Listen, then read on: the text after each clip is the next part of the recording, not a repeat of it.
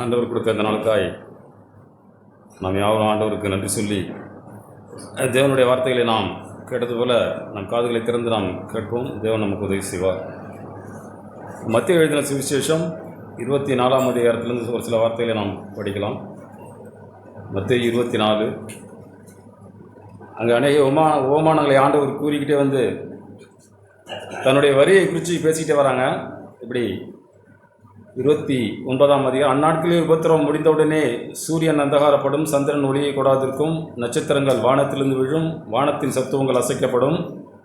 அப்பொழுது மனுஷகுமாரனுடைய அடையாளம் வானத்தில் காணப்படும் அப்படின்னு சொல்லிட்டு 36ஆம் வசனத்தில், அந்த நாளையும் நாழிகையும் என் பிதா ஒருவர் தவிர மற்றொருவரும் அறியான், பரலோகத்தில் உள்ள தூதர்களும் அறியார்கள் அப்படின்னு ஒரு எச்சரிப்பை ஆண்டவர் சொல்லிக்கிட்டு 42ஆம் வசனத்தில், உங்கள் ஆண்டவர் இன்ன நாழிகையில் வருவார் என்று நீங்கள் அறியாதிருக்கிறபடினால் விழித்திருங்கள். 44ஆம் வசனம், நீங்கள் நினையாத நாழிகையிலே மனுஷகுமாரன் வருவார், ஆதலால் நீங்கள் ஆயத்தமாயிருங்கள். அந்த இடத்துல 42க்கு 44 2 முறை சொல்கிறாங்க ஆண்டவர், விழித்திருங்கள், ஆயத்தமாயிருங்கள் அப்படின்னு சொல்லி. இப்படி நாம் இந்த கிறிஸ்தவ வாழ்க்கையில் நாம் ஒவ்வொரு நாளும் விழிப்பாயும் ஆயத்தமாகவும் இருக்க நாம் பழகணும். இப்படி ஆண்டவர் சொல்லிட்டு 25ஆம் அதிகாரத்தை நாம் எடுத்துக்கொள்ளலாம். 25ஆம் அதிகாரத்தில் ஒரு மிகப்பெரிய ஒரு உபமானத்தை ஆண்டவர் சொல்கிறார். பரலோக ராஜ்யம் தங்கள் தீவெட்டிகளை பிடித்து கொண்டு மணவாளனுக்கு எதிர்கொண்டு போக புறப்பட்ட 10 கன்னிகைகளுக்கு ஒப்பாயிருக்கும். அவர்களில் 5 பேர் புத்தியுள்ளவர்களும் 5 பேர் புத்தியில்லாதவருமாக இருந்தார்கள். புத்தியில்லாதவர்கள் தங்கள் தீவெட்டிகளை எடுத்துக்கொண்டு போனார்கள், எண்ணெயையோ கூட கொண்டு போகவில்லை. புத்தி இல்லாதவர்கள் தங்கள் தீவெட்டிகளையும் எடுத்துக்கொண்டு போனார்கள், எண்ணெயையோ கூட கொண்டு போகவில்லை. புத்தியுள்ளவர்கள் தங்கள் தீவெட்டிகளோடு கூட தங்கள் பாத்திரங்களில் எண்ணெயையும் கொண்டு போனார்கள். மணவாளன் வர தாமதித்த போது அவர்கள் எல்லாரும் நித்திரை மயக்கமடைந்து தூங்கிவிட்டார்கள். நடுராத்திரியிலே, இதோ மணவாளன் வருகிறார், அவருக்கு எதிர்கொண்டு போக புறப்படுங்கள் என்கிற சத்தம் உண்டாயிற்று. அப்பொழுது அந்த கன்னிகைகள் எல்லாரும் எழுந்திருந்து தங்கள் தீவெட்டிகளை ஆயத்தப்படுத்தினார்கள். புத்தி இல்லாதவர்கள் புத்தியுள்ளவர்களை நோக்கி, உங்கள் எண்ணெயில் எங்களுக்கு கொஞ்சம் கொடுங்கள், எங்கள் தீவெட்டிகள் அணைந்து போகிறதே என்றார்கள். புத்தியுள்ளவர்கள் பிரயோத்திரமாக, அப்படியல்ல, எங்களுக்கும் உங்களுக்கும் போதாமல் இராதபடி நீங்கள் விற்கிறவரிடத்தில் போய் உங்களுக்காக வாங்கிக் கொள்ளுங்கள் என்றார்கள். அப்படியே அவர்கள் வாங்க போன போது மணவாளன் வந்துவிட்டார். ஆயத்தமாக இருந்தவர்கள் அவருடைய கூட கல்யாண வீட்டுக்குள் பிரவேசித்தார்கள். கதவு அடைக்கப்பட்டது. பின்பு மற்ற கன்னிகைகளும் வந்து, ஆண்டவரே ஆண்டவரே, எங்களுக்கு திறக்க வேண்டும் என்றார்கள். அதற்கு அவர், உங்களை அறியேன் என்று மெய்யாக உங்களுக்கு சொல்லுகிறேன் என்றார். மனுஷகுமாரன் வரும் நாழிகையாவது நீங்கள் அறியாதிருக்கிறபடியால் விழித்திருங்கள். ஒரு பெரிய ஒரு உபமானத்தை 13 வசனங்களில் ஆண்டவர் இப்படி சொல்லி நம்முடைய உற்சாகப்படுத்துகிற ஒரு ஆவியோடு கூட நாம் விழித்திருந்து ஆண்டவருக்கு நாம் ஆயத்தமாய் வாழ்கிற அந்த வாழ்க்கையை நாம் கண்டுபிடிச்சிடணும். ஆண்டவரே நான் விழிச்சிருக்குன்னு சொன்னோம்னே ஏதோ நாம் தூங்காமல் ஆண்டவர் எப்போ வருவான்னு சொல்லி நாம் கண்முழிச்சு, இந்த சரீரப்பிரகமான விழிப்பில்லை, நம் ஆவியிலே நாம் எப்பொழுதும் விழிப்பாயிருந்து, ஆண்டவரே நான் என்ன செய்யணும் இந்த பூமியிலே, நான் உன்னுடைய சித்தம் செய்ய எனக்கு உதவி செய்யுங்க. என்னோடய வாழ்க்கையில் நான் எத்தனையோ காலங்கள் நான் தூங்கி வீணடிச்சிட்ட ஆண்டவரே, ஒரு ஆவிக்குரிய விழிப்பு, ஆண்டவரே நான் உண்மை சந்திக்க ஆயத்தமாகிற ஜனம் என்று நான் அறிந்து கொள்ள எனக்கு உதவி செய்யுங்க. ஆண்டவர் நாம் கேட்டது போல உங்களுக்காகவும் எனக்காகவும் பாளையத்துக்கு புறம்பே பாடுபட்டார். தம்முடைய சுய ஜனத்தின் பாவங்களை நீக்க ஆண்டவர் பாளையத்துக்கு புறம்பே பாடுபட்ட அந்த ஆண்டவருக்கு நீங்களும் நானும் பிள்ளைகளாக இருக்கிறோம். நாம் சபைக்கு வந்து ஆண்டவரே நல்ல வார்த்தைகளை கேட்டு வேதம் படித்து நாம் ஜெபம் பண்ணிவிட்டு அப்படியே நான் விட்டுட்டு போகிறதில்ல. ஒவ்வொரு நாளும் ஆண்டவரே நீங்கள் எப்போ வந்தாலும், ஆண்டவரே நான் உண்மை சந்திக்க ஆயத்தமாகணுமே, என்னிடத்துல எரிகிற அந்த தீவெட்டி எப்பொழுதும் எரிந்து கொண்டே இருக்க வேண்டுமே. நாம் அப்படி ஆண்டவரிடத்தில் கேட்கும்போது நமக்கு ஆண்டவர் அநேக காரியங்களை உணர்த்துவார். இப்படி போகும்போது 5 பேர் புத்தியுள்ளவர்கள் 5 பேர் புத்தி இல்லாதவர்கள். புத்தியுள்ளவர்கள் தங்கள் தீவெட்டிகளை எடுத்துக்கொண்டு போனார், புத்தி இல்லாதவர்கள் தங்கள் தீவெட்டிகளை எடுத்துக்கொண்டு போனார்கள், எண்ணெயோ கூட கொண்டு போகவில்லை. நம்ம நினைக்கிறது போல ஏதோ கடையில் விற்கிது, நாம் வாங்கி எண்ணெயை பாட்டிலில் பின்னாடி கட்டிட்டு போகலான்னா அந்த எண்ணெய் இல்லை. ஆண்டவரே என்னோட வாழ்க்கையில் நீங்கள் அனுமதிக்கிற, நீங்கள் செய்கிற, நீங்கள் நடத்துகிற எல்லா வழிகளிலும் ஆண்டவரே நான் அந்த எண்ணெயை சேகரிக்கிற மனுஷனாய் நான் இருக்கணுமே. எண்ணெய்ங்கிறது நமக்கு வருகிற உபத்திரத்தின் மத்தியிலும், பாடுகள் மத்தியிலும், நிந்தைகளிலும், அவமானங்களிலும், ஆண்டவரே நீங்கள் சகித்தது போல நான் சகிக்கணுமே, நீங்கள் ஏற்றுக்கொண்டது போல நான் ஏற்றுக்கொள்ளணுமே, ஆண்டவரே நீங்கள் வரும்பொழுது நான் இப்படி ஆயத்தமுள்ள மனுஷனாய் மாறிடணுமே, எனக்கு வருகிற இந்த சின்ன சின்ன விஷயங்களில் நான் சோர்ந்து போயிடக்கூடாது ஆண்டவரே, எனக்கு உதவி செய்யுங்க அப்படின்னு சொல்லி நாம் ஒவ்வொரு நாளும் நம்முடைய வாழ்க்கையில் இடைப்படுகிற, தேவனால் அனுமதிக்கப்படுகிற, தேவன் நம் மீது வைத்த அந்த நுகத்தை நாம் ஏற்றுக்கொண்டு, ஆண்டவரே இந்த பாடுகளின் வழியாய் கடந்து செல்ல நம்முடைய கிருபையை தாங்க ஆண்டவர்னு சொல்லி நாம் வாழும் பொழுது அந்த எண்ணெய் நமக்குள்ளாய் சேகரிக்கப்படுங்க. ஏதோ எண்ணெய்ன்னு சொன்னோடனே நாம் போய் கடத்தொரு வழியாக நடந்து போனால் வாங்கி பையில் போட்டுட்டு போகலாங்கிற அந்த எண்ணம் இல்லை. நம் வாழ்க்கையில் தேவனோட கூட நாம் நடக்கும்பொழுது நம்முடைய வாழ்க்கையில், அன்றாட வாழ்க்கையில் புருஷன் மனைவிக்குள்ளாகவும், பிள்ளைகளுக்குள்ளாகவும், சகோதரருக்குள்ளாகவும் நமக்கு உண்டாகிற அநேக உரசல்கள் மூலமாகவும், நெருக்கத்தின் மூலமாகவும், ஆண்டவரே இந்த வழிகளிலே நான் என்ன கற்றுக்கணும் எனக்கு சொல்லுங்க ஆண்டவரே, நான் சோர்ந்து போகாது இருக்கிற ஒரு ஆவியை தாரும், நான் விழிப்பாக இருக்க உதவி செய்யுங்க, ஆயத்தமாக இருக்க உதவி செய்யுங்க அப்படின்னு சொல்லி நம்ம ஆண்டவரத்தில் கேட்டுக்கிட்டே இருக்கணும். கேட்க கேட்க நமக்கு அந்த எண்ணெய் நம்முடைய இருதயத்திலே தேவன் உணர்த்துவார். இவங்க கேட்குறாங்க, நீங்கள் எல்லாம் எழுந்து போகிறாங்க, மணவாரன் வர தாமதித்த போது கூட கொண்டு போகலே புத்தி உள்ளவர்கள் தங்கள் தீவெட்டிகளோடு கூட தங்கள் பாத்திரங்களில் எண்ணெயையும் கொண்டு போனார்கள். சில விஷயங்களை நாம் ஞானமாய் பூமியிலே ஆண்டவருக்குன்னு செய்யும்போது நம்முடைய வாழ்க்கையில் எப்பொழுதும் நாம் ஞானமாய் நடக்கணும். ஆண்டவரே, எனக்கு வருகிற நெருக்கத்தில் சூழ்நிலையில் நான் என்ன செய்யணும் ஆண்டவரே, இன்றைக்கி எனக்கு சொல்லித்தாங்க ஆண்டவரே, என் இருதயத்தில் நீங்கள் பேசுங்க அப்படின்னா மெய்யாவே நம்முடைய வழிகளெல்லாம் நம்ம ஆண்டவர் நமக்கு பேசுவாருங்க. நீ பரிசுத்த ஆவி வழி இதுவே இதுவே என்னுடைய சத்தம் என்று ஆண்டவருடைய ஆவியானவர், பரிசுத்த ஆவியானவர் நமக்குள்ளாய் பேசுவார். ஆதியாகம புஸ்தகம் அங்கே நாம் கடந்த எத்தனை முறை நாம் கேட்டிருக்கோம், இருந்தாலும் அருமையான ஒரு வார்த்தையை நாம் படிக்கலாம். ஆதியாகம புஸ்தகம்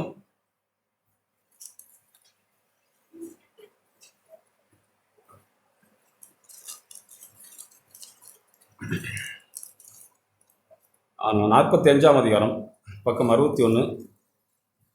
அங்கே யோசேப்பை குறித்து நாம் வாசிக்கிறோம். யோசேப்பு காரியங்களை விளங்கி கொண்டார். எப்படி விளங்குகிறார்? யோசேப்பின் காரியங்கள் நமக்கு தெரியும். அங்கே ஆடுகளை பார்க்க தகப்பன் தாங்க அனுப்பி விடுறாரு. நீ போய் உங்கள் அண்ணனுடைய சேமத்தை விசாரி, அவங்களுக்கு சாப்பாடு எடுத்துப்போன்னு சொல்லி அனுப்புகிறாரு. அவங்க போய் தேடி அவங்களை கண்டுபிடிக்க முடியல. ஆனால் யோசேப்புக்கு நேரிட்ட எல்லா சூழ்நிலையிலும் யோசேப்பு உண்மையாக இருந்தாருங்க. உண்மையாக இருந்து காரியங்களில் அவர் ஜெயம் பெற்று வந்தார். 45ஆம் வசனத்தில் அவர் தன்னை வெளிப்படுத்தும் பொழுது அவர் சொல்லுகிற வார்த்தைகள் 5ஆம் வசனம் 4ஆம் வசனம், யோசேப்பின் தன் சகோதரரை நோக்கி என் கிட்டே வாருங்கள் என்றான். அவர்கள் கிட்டே போனார்கள். அப்பொழுது அவன், நீங்கள் எகிப்துக்கு போகிறவர்களிடத்தில் விற்றுப்பட்ட உங்கள் சகோதரனாக யோசேப்பு நான் தான். என்னை இவ்விடத்தில் வரும்படி விற்று போட்டதினாலே நீங்கள் சஞ்சலப்பட வேண்டாம். அங்கே அவருக்கு யோசேப்புக்கு அவங்க சகோதரெல்லாம் அநேக தீமைகள் செய்தார்கள். அவன் ஆனால் அது எப்படி எடுத்துக்கிட்டா இருப்பாங்க யோசேப்பு, நீங்கள் சஞ்சலப்பட வேண்டாம், அது உங்களுக்கு விசனமாயும் இருக்க வேண்டாம், ஜீவ ரச்சனை செய்யும்படிக்கு தேவன் என்னை உங்களுக்கு முன்னே அனுப்பினார். அப்போ தகப்பனுடைய திட்டம் ஒன்று இருக்குது. ஆண்டவரே, இந்த பூமியிலே நாங்கள் வாழும்பொழுது ஆண்டவருடைய திட்டம் நம்ம வாழ்க்கையில் ஒன்று இருக்குங்க. நீ இந்த வீட்டில் இந்த குடும்பத்தில் இப்படி தான் பிறக்கணும். நாம் நினைக்கிறோம் ஏதோ ஆண்டவரே நம்ம போன வாரம் கட்டது போல் இளமையிலே நுகத்தை சுமப்பது மனுஷனுக்கு நல்லது. மெய்யாகவே அருமையான வார்த்தை. ஏதோ இளமையிலே நுகத்தை சுமப்பதுனா ஏதோ நாம விரும்பி நாம உன்னை தேடி அப்படி நம்முடைய மாம்சத்தின் நிச்சயப்படியே வாழ்கிற அந்த வாழ்க்கையில் தேவனே என்னுடைய வாழ்க்கையில் நீங்கள் அதை செய்திருக்கீங்களே, இந்த இளமையிலே, இந்த இயலாமையிலே, இந்த பலவீனத்திலே நீங்கள் அனுமதிச்சிருக்கீங்க ஆண்டவரே, நான் அதை ஏற்றுக்கொள்ள எனக்கு உதவி செய்யும் சொல்லி நாம் இப்படி தாழ்மையாக இடத்துல வந்தால் மெய்யாகவே அந்த சுமை நமக்கு இலகுவாக இருக்குங்க. அது நம்ம நித்தியத்துக்கு கொண்டு போகும். ஆண்டவருடைய அந்த ராஜ்யத்துக்கு நம்மை சேர்க்கும்படியாக நம்முடைய வாழ்க்கையிலே தேவன் இடைப்படுகிற எல்லா காரியங்களிலும் ஆண்டவரே உங்களுக்கு நன்றின்னு சொல்லி நாம் மனதார நன்றி சொல்ல பழகும்போது நம்மை ஆவியானவர் நம்ம இப்படி தான் உற்சாகப்படுத்துவார். அங்கே யோசேப்பு இப்படி சொல்கிறாரு, நீங்கள் என்னை விற்று போட்டீங்க, எனக்கு நீங்கள் அநேக தீமைகள் செய்தீங்க, அதெல்லாம் குறித்து நீங்கள் சஞ்சலப்பட வேண்டாம், அது உங்களுக்கு விசனமாயும் இருக்க வேண்டாம், ஜீவ ரச்சனை செய்யும்படிக்கு தேவன் என்னை உங்களுக்கு முன்னே அனுப்பினார். இப்படி சொல்லிட்டு பூமியிலே உங்கள் வம்சம் ஒழியாமல் இருக்க உங்களை ஆதரிக்கிறதுக்காகவும் பெரிய ரட்சிப்பினாலே உங்களை உயிரோடு காப்பதற்காகவும் தேவன் என்னை உங்களுக்கு முன்னே அனுப்பினார். 5ஆம் வசனத்தில் அதே சொல்றாரு. 7ஆம் வசனத்தில் தேவன் உங்களுக்கு முன்னே அனுப்பினார். 8ஆம் வசனத்தில் பாருங்க, நீங்கள் அல்ல தேவனே என்னை இவ்விடத்துக்கு அனுப்பி. இப்படி ஆண்டவர் அங்க யோசேப்பின் மூலமாக ஒரு காரியத்தை செய்து இப்படி நம்மை ஆண்டவருடைய அந்த நித்தியத்துக்கு அழைக்கும்படியாக ஆண்டவர் அழைத்திருக்கிறாரு. இப்படிதான் பிதாவும் இயேசுவை இந்த பூமிக்கு அனுப்பி நம்மை ரட்சிக்கும்படிக்கு, பாவியான என்னையும் உங்களையும் ரட்சிக்கும்படிக்கு ஆண்டவர் தேடி வந்து, இயேசுவே என்னுடைய பிள்ளைகள் இந்த பூமியிலே வாழ்கிறாங்களே, இவர்களுக்காக நான் என்ன செய்யும் சொல்லி என்னுடைய பாவங்களை தம்முடைய சரீரத்திலே சுமந்து பாளையத்துக்கு புறம்பே பாடுபட்டாருங்க. எபிரேயர் புஸ்தகம்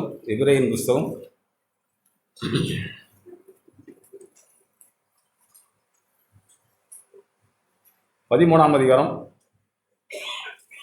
12ஆம் வசனம். அந்தபடியே இயேசுவும் தம்முடைய சொந்த இரத்தத்தினாலே ஜனங்கத்தை பரிசுத்தம் செய்யும்படியாக, அந்தபடியே இயேசுவும் தம்முடைய சொந்த இரத்தத்தினாலே, ஆண்டவர் தம்முடைய சொந்த இரத்தத்தினாலே, சுய இரத்தத்தினாலே, அவருடைய சரீரத்திலே ஓடுகிற அந்த இரத்தத்தினாலே ஜனத்தை பரிசுத்தம் செய்யும்படியாக நகரவாசலுக்கு புறம்பே பாடுபட்டார். இப்படி ஆண்டவருடைய வாழ்க்கையே இப்படி தாங்க அமைஞ்சிருக்கு. ஆண்டவரே நமக்கு முன்மாதிரியாய் வந்து நம்ம அவருடைய வாழ்க்கையிலே தேவன் பிதா அனுமதித்த எல்லா காரியங்களிலும் அதை ஏற்றுக்கொண்டு நீங்களும் நானும் சமாதானமாய் சந்தோஷமாய் வாழும்படி நேர்த்தியாய் மிக நன்மையான ஒரு வாழ்க்கையை நமக்கு தந்திருக்கிறாருங்க. நாம் மாத்திரம் அல்லல் தட்டாமல், ஆண்டவரே என்னோட வாழ்க்கையிலே நீங்கள் வந்து இடைப்படுகிற எல்லா சூழ்நிலையிலும் என்னுடைய விளக்கு எரியும் ஆண்டவரே, நான் புத்தியுள்ள மனுஷனாய் வாழ்ந்துடணும். அந்த 5 பேர் புத்தியுள்ளவர்களாய் இந்த பூமியிலே வாழ்ந்தது போல ஆண்டவரே நானும் வாழ்ந்தணும். ஆண்டவரே நீங்கள் எப்போ வருவீங்களோ நான் என்னுடைய வாழ்க்கையில் நான் ஆயத்தமாக இருக்கணும். இப்படி நம்மளுடைய வாழ்க்கையில் நாம் ஒவ்வொரு நாளும் ஆயத்தமாக இருக்கும்போது நமக்கு தேவன் அந்த இடைப்படுகிற எல்லா சூழ்நிலையிலும் அந்த ஆண்டவருடைய அந்த எண்ணெய்ங்கிற அந்த காரியங்கள் நம்ம வாழ்க்கையிலே சேர்க்கப்படும், சேகரிக்கப்படும். நம்முடைய வாழ்க்கை எப்பொழுதும் வெளிச்சமாக இருக்கும். நாம் பயப்படாமல் கலங்காமல், ஆண்டவரே நீங்கள் வாங்க ஆண்டவரே நான் தயாராக இருக்குன்னு சொல்லி நம் இருதயத்திலே சந்தோஷப்பட்டு வாழ்கிற அந்த ஒரு வாழ்க்கையை நமக்கு தேவன் கையெழுத்திருக்கிறாருங்க. நாம் மாத்திரம் தைரியமாய் வாழ நாம் இப்படி பழகும்போது ஆண்டவர் அனுமதிக்கிற எல்லா சூழ்நிலையிலும் யார் எனக்கு ஆண்டவரே, யாருமே எனக்கு ஒன்றும் செய்ய முடியாது ஆண்டவரே, நீங்கள் அனுமதிக்கிறீங்க, நீங்கள் என்னை நடத்துறீங்க ஆண்டவரே, நான் என்னுடைய நுகத்தை தாழ்த்தி ஏற்றுக்கொள்ள உதவி செய்யுங்க அப்படின்னு சொல்லி நாம் இருதயத்தில் ஆழமாக நம்மை தாழ்த்தினா போதுங்க. இந்த நுகை ஆண்டவருடைய இந்த வழிகளெல்லாம் நமக்கு இலகுவாக இருக்கும். ஆண்டவரே எனக்கு மாத்திரம் தான் அந்த சுமையான்னு சொல்லி நாம் கஷ்டப்பட வேண்டாம். இதான் நம்மை மாத்திரம் தான் தெரிந்து கொண்டார். எத்தனையோ நல்லவர்களும் நீதிமான்களும் நம்மை விட மேலான நீதி செய்கிற ஜனங்களும் வாழ்கிற இந்த பூமியிலே பாவத்தை செய்து பாவத்திலே பிறந்து நம்முடைய அன்றாட வாழ்க்கையிலேயே பாவம் செய்கிற அந்த மாம்சத்தோடு இருக்கிற நமக்கு தேவன் நம்மை பரிசுத்தப்படுத்தும்படிக்கு, நாம் அந்த ராஜ்யத்தை அடையும்படிக்கு தேவன் நம்மை தெரிந்து கொண்டாருங்க. இயேசுவை தெய்வமாய் கொண்ட ஜனமும் ஜாதியும் பாக்கியம் உள்ளதுன்னா நாம தான் பாக்கியவான்கள். ஆண்டவரே அந்த பாக்கியவான்கள் பட்டியலில் நான் வந்துடுறேன் ஆண்டவரே, எனக்கு உதவி செய்யுங்க. என்னோட வாழ்க்கையிலே வந்து போகிற எல்லா சூழ்நிலையிலும் நான் மனத்தாழ்மையாக இருக்க உதவி செய்யுங்க.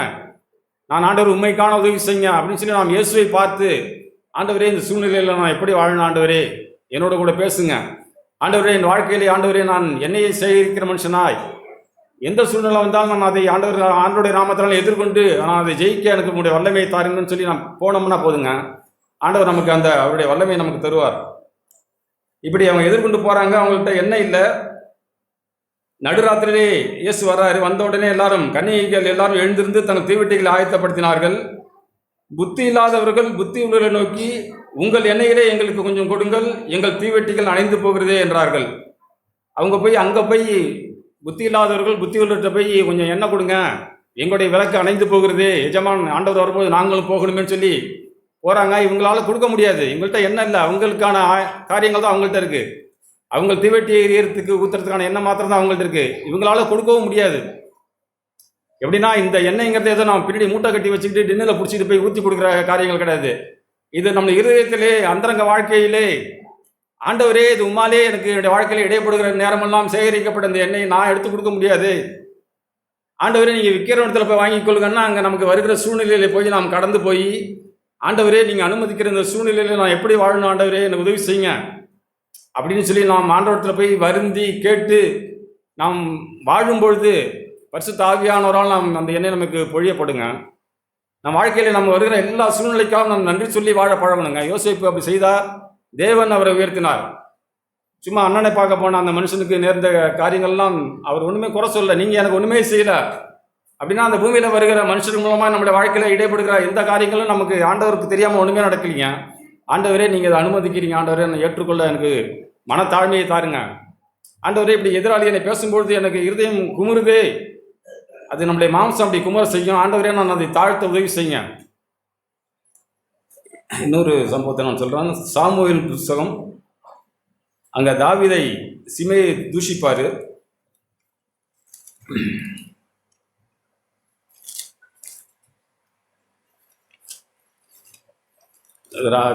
தாவீது பெரிய ராஜா, ஆனால் அவருடைய பையனுக்கு பயந்து ஓடுவார். ஓடும்பொழுது அங்கே சிமைங்கிற மனுஷன் அவரை தூஷிப்பார். தூஷிக்கும் போது அவர் தாவீதின் வாயிலிருந்து வருகிற வார்த்தைகள் எப்படி இருக்கு பாருங்க.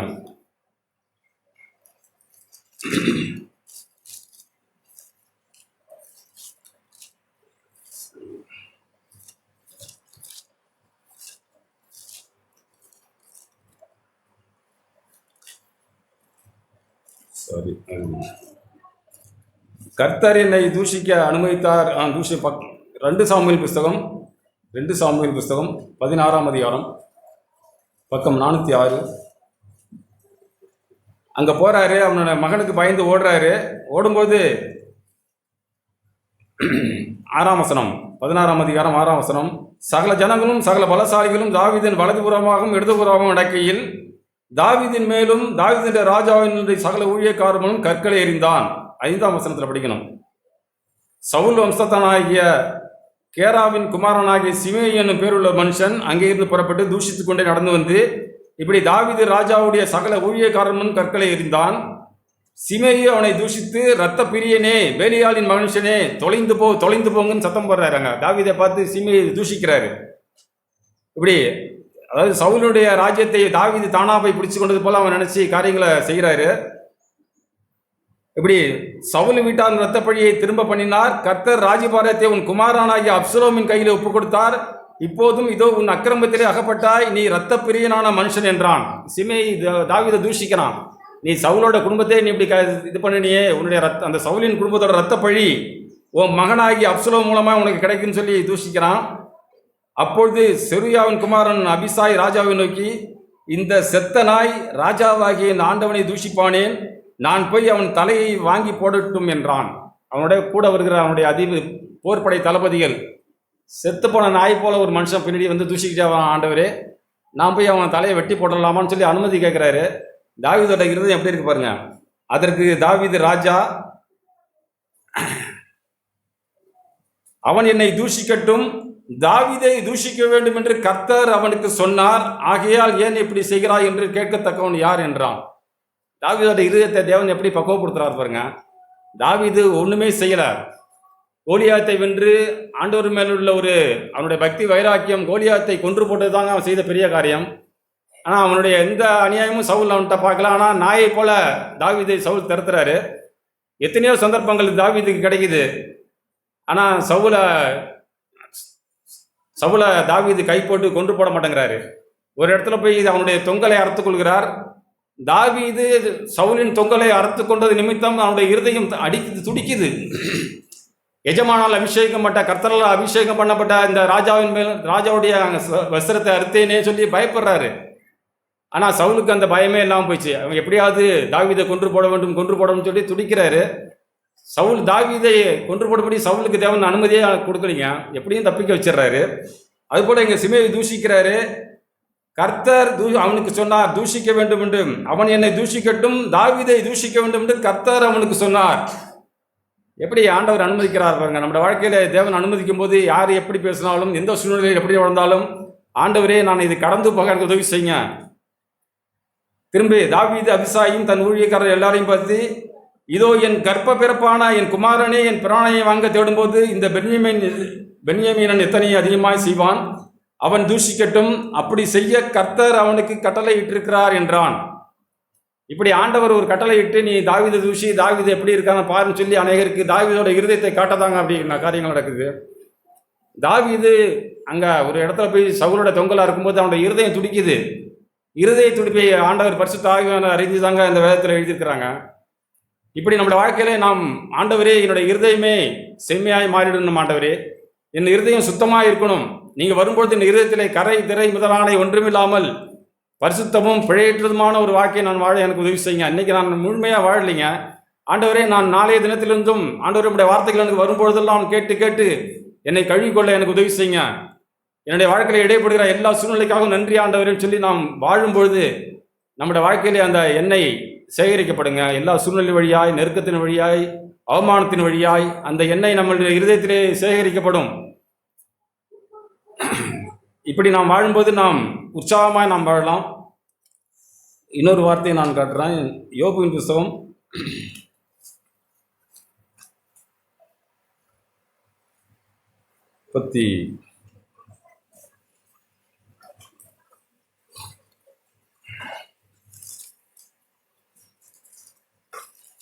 35ஆம்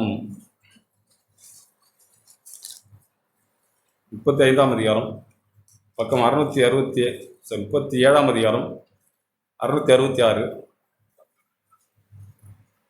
அங்கே அநேக காரியங்களை பேசிக்கிட்டு அவர் நீர்த்துளிகளை மேகத்திலே ஏற்றி மின்னலினாலே மேகத்தை சிதற பண்ணுகிறார். அவர்களுக்கு கட்டளையிடுகிற யாவையும் அவைகள் பூச்சக்கரத்திலே நடப்பிக்கும்படி அவர் அவைகளுக்கு தம்முடைய ஞான ஆலோசனைகளின்படியே சுற்றி திரிய பண்ணுகிறார். ஒன்றில் தண்டனையாகவும் ஒன்றில் தம்முடைய பூமிக்கு உபயோகமாகவும் ஒன்றில் கிருபையாகவும் அவைகளை வரப்பண்ணுகிறார். ஒன்றில் தண்டனையாகவும் ஒன்றில் தம்முடைய பூமிக்கு உபயோகமாகவும் ஒன்றில் கிருபையாகவும் அவைகளை வரப்பண்ணுகிறார்.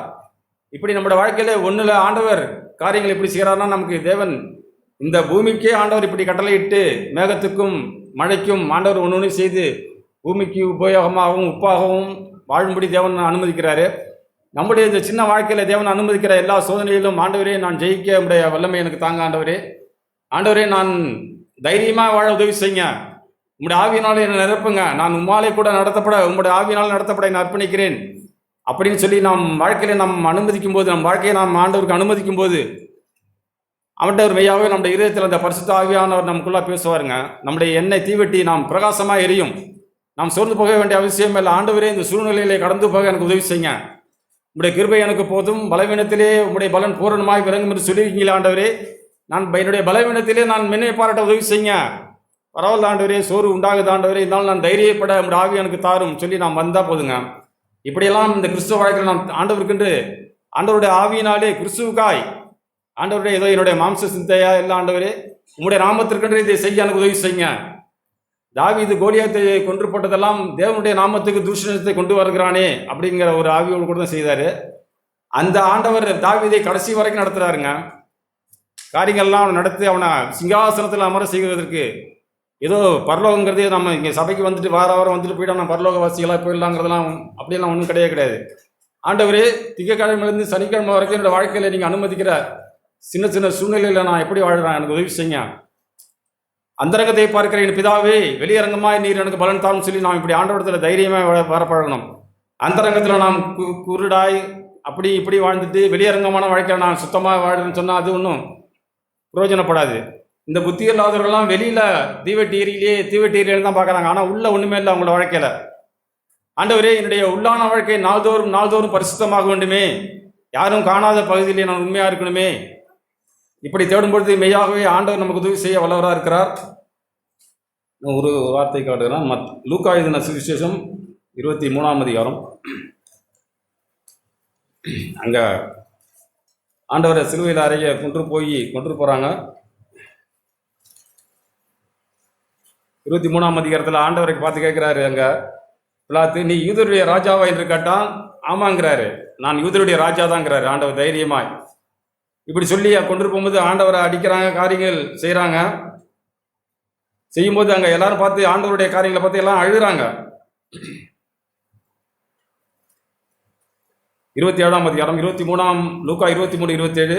திரள் கூட்டமான ஜனங்களும் அவருக்காக புலம்பி அழுகிற ஸ்திரீகளும் அவருக்கு பின் சென்றார்கள். இயேசு அவர்கள் முகமாய் திரும்பி, இயேசு சிலுவைக்கு போகிறாருங்க. இயேசு சிலுவைக்கு போகும்போது பார்க்குற எல்லாரும் பார்த்து அழுகுறாங்க. இப்படி காரியங்களை அவர் கொடுமையாக கொண்டு போகிற காரியங்களை கண்ணார கண்ட ஜனங்கள். அவர் ஆனால் திரும்பி எருசலேம் குமாரத்திகளே, நீங்கள் எனக்காக அழாமல் உங்களுக்காகவும் உங்கள் பிள்ளைகளுக்காகவும் அழுங்கள். இதோ மலடிகள் பாக்கியவதிகள் என்றும் பிள்ளை பெறாத இப்படி காரியங்கள் பாக்கியமுள்ளிகள் என்றும் சொல்லப்படும் நாட்கள் வரும் சொல்லிட்டு, பச்சை மரத்துக்கு இவைகளை செய்தால் பட்ட மரத்துக்கு என்ன செய்ய மாட்டார்கள் என்றார். இப்படி ஆண்டவர் சிலுவையில் போகிறாரு, போகும்போது எல்லாரும் அழுகுறாங்க. அவர் திரும்பி பார்த்து இன்னும் அதிகமாக அவர் அழுதுருக்கணும். நான் படிக்கும்போது மிகவும் என்னுடைய ஆவியில் உற்சாகம் அடைஞ்சான்.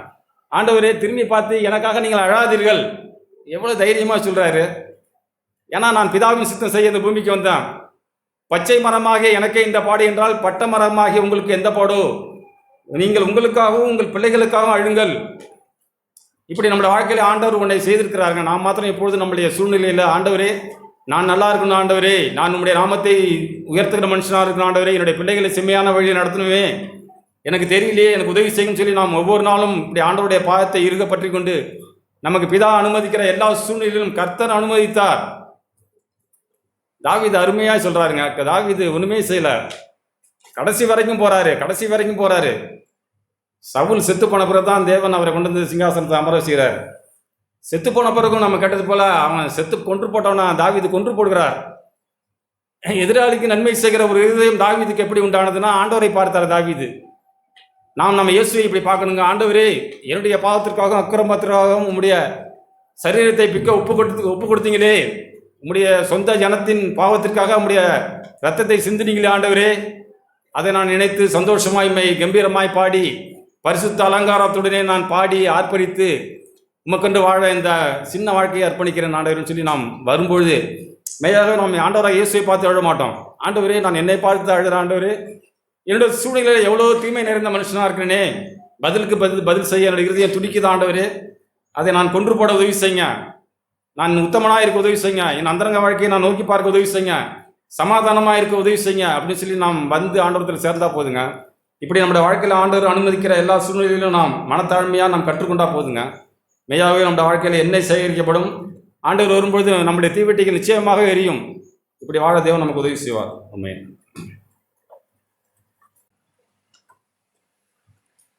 கேட்ட வார்த்தைகளுக்காக ஆண்டவருக்கு ஸ்தோத்திரம். நாம் விழித்திருக்கணும், நாம் ஆயத்தமாக இருக்கணும். இங்கே வந்திருக்கிற நாம் எல்லாரும், எல்லா சகோதர சகோதரிகளும் தேவனுடைய வார்த்தையினால் போதிக்கப்படவும் சீர்படுத்தப்படவும் உபதேசிக்கப்படவும் தான் நம்ம கூடுகிறோம். ஏன் அப்படின்னா, கொலேசியர் புத்தகத்தில் எழுதியிருக்கிற மாதிரி சபை கூடுகிற நாம் எல்லா மனுஷனும், எல்லா மனுஷியும், எந்த மனுஷனும் மனுஷியும் கிறிஸ்து இயேசுவுக்குள் தேறினவனாய் நிறுத்தும்படிக்கு அவரையே அறிவித்து அப்போஸ்தலன் சொன்னது போல் உபதேசம் பண்ணுகிறோம். அது பரிசுத்த ஆவியானவர் சபைக்கு கொடுத்திருக்கிற வேலை. எல்லாவற்றையும் அப்படி சொல்லி உபதேசித்து எல்லா மனுஷனும் கிறிஸ்து இயேசுவுக்குள் தேற வேண்டும் என்று, அதுக்காகத்தான் நம்ம சபை கூடுறோம். அந்த கருத்தோடு கூட நாம் தொடர்ந்து கர்த்தருடைய வார்த்தையை நாம் கேட்போம்.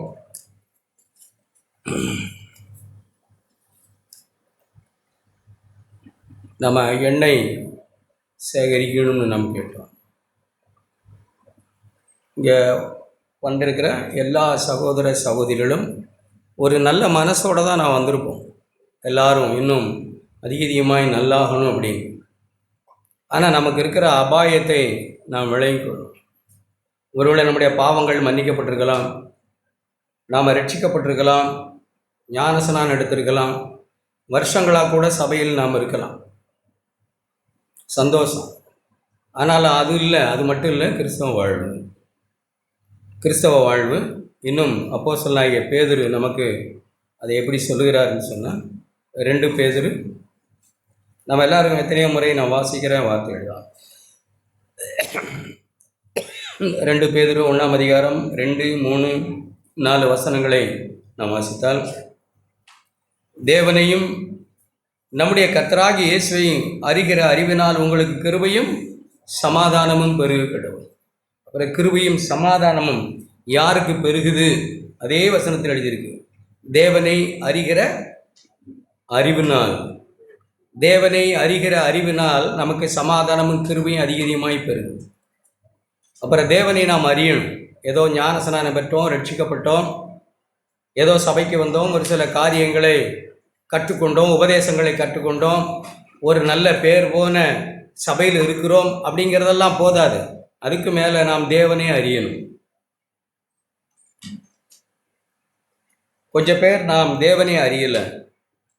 தேவனை அறியாமல் மனுஷர்களை அறிந்திருக்கிறோம், உபதேசங்களை அறிந்திருக்கிறோம், மூப்பர்களை அறிந்திருக்கிறோம், தலைவர்களை அறிந்திருக்கிறோம். தலையாகிய கிறிஸ்துவை பற்றாதவர்கள் உட்கார்ந்துருக்கிறோம். நாம் அதை நம்ம விளைவிக்கு கொண்டு விழிப்படையணும். நான் கிறிஸ்துவை அறிந்திருக்கிறேன்னா என்ன சொல்கிறாங்கன்னா, தம்முடைய 3ஆம் வசனம், தம்முடைய மகிமைக்காகவும்னு அர்த்தம். மகிமையினாலும்னு எழுதியிருக்கு தமிழில். அது எப்படின்னா, தம்முடைய மகிமைக்காகவும், தம்முடைய மகிமைக்காக, தம்முடைய பலத்த செய்கையினால், காருண்யம் என்கிற வார்த்தையை பல வழிகளில் சொல்கிறாங்க. தம்முடைய பலத்த செய்கை, தம்முடைய பலத்த கிரியை, தேவனுடைய அந்த காருண்யத்தினாலும் நம்மை அழைத்தவரை அறிகிற அறிவினால, பலத்த செய்கையினால் நம்மை தேவன் அழைத்தார். தம்முடைய மகனையே சிலுவையில் நமக்காக பலியிட்டு நம்முடைய பாவங்கள் மன்னிக்கப்பட்டு நம்மை அழைத்தார். அப்படி அழைச்சாங்க. நம்ம அழைக்கப்பட்ட அழைப்பை சாதாரணமாக நம்ம விளங்கிக் கொள்ளக்கூடாது. என்னுடைய பாவங்கள் தான் இயேசுவை சிலுவையில் அறைந்தது.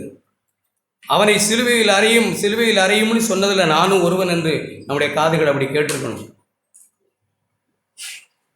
சிலுவையில் அறையும்னு சொன்னாங்களே கூட்டமாக ஜனங்கள், அந்த கூட்டத்தில் நானும் ஒருவன். ஆண்டவரே, உமக்கு விரோதமாக நான் பாவம் செய்த அந்த பாவங்கள் தான் உண்மை சிலுவையில் அறைந்தது. என் பாவங்களுக்காகத்தான் இந்த பாடுகளை நீங்கள் அனுபவித்தீங்க அப்படின்னு தேவனை நாம் அப்படி அறிந்திருக்கணும். ஏதோ கூட்டத்தோட ஒரு நல்ல அழைத்தவரை அறிகிற அறிவினாலே ஜீவனுக்கும் இந்த வாழ்க்கை ஏதோ இந்த உலகத்தில் ஞாயிற்றுக்கிழமை சபை கூடி வருகிற வாழ்க்கைக்காக மட்டுமல்ல, அதோடு சேர்ந்து தேவ பக்தி, தேவன் விரும்புகிற ஒரு பக்தி அடைந்து தேவபக்திக்கும் வேண்டிய யாவற்றையும் அவருடைய திவ்ய வல்லமையானது நமக்கு தந்திருக்கிறது. நாம் தேவனை அப்படி அறியணும். தேவபக்திக்கும் இந்த பூமியில் ஒரு பரிசுத்தமான வாழ்க்கை வாழறதுக்கும் தேவையான எல்லா வல்லமையும் தேவன் நமக்கு தந்திருக்கிறார். 4ஆம் வசனம், இச்சையினால் உலகத்தில் உண்டான கேட்டுக்கு தப்பணும். இந்த உலகம் முழுசும் பொல்லாங்கன் கைக்குள் கிடக்குது, பிசாசனுடைய கையில் இருக்கிறது. எவனை விழுங்கலாமோ என்ற வகை தேடி சுற்றி திரிகிறவனுடைய கையில் இருக்கிறது. ஆண்டவர் அப்படித்தான் சொன்னார். இந்த உலகம் முழுவதும் பொல்லாங்கன் கிடக்கிறது. யோவான் 1 யோவானில் அப்படி எழுதியிருக்கு. அதற்கு நாம் தப்புனா மட்டும் போதாது. ரட்சிக்கப்பட்டுட்டோம், நான் தான் சொல்கிறேன், மனம் திரும்பணும், ரட்சிக்கப்பட்டோம், ஞானஸ்நானம் எடுத்தோம், சபைக்கு வந்தோம், அப்பம் புக்கிறோம், போதாது. அது இல்லை. அதுக்கு மேலே ஒரு வார்த்தை அங்கே எழுதியிருக்கு, திவ்ய சுபாவத்துக்கு பங்குள்ளவர்களாகும் பொருட்டு நமக்கு, நாம தெய்வீக சுபாவத்துக்கு நாம் பங்காளிகளாகணும். அது நம்முடைய அழைப்பு. அது ஏதோ நடிப்பு இல்லை. ஒரு சிலர் நாம தெய்வீக சுபாவத்தை ஒரு சில ஆக்ஷன்ஸில், ஒரு சில நடப்புகளில் நாம் அதை காண்பிக்க பார்க்குறோம். அது இல்லை. திவ்ய சுபாவத்துக்கு நாம் பங்காளி ஆகிற இடம் தனிப்பட்ட சோதனை நேரங்களில்.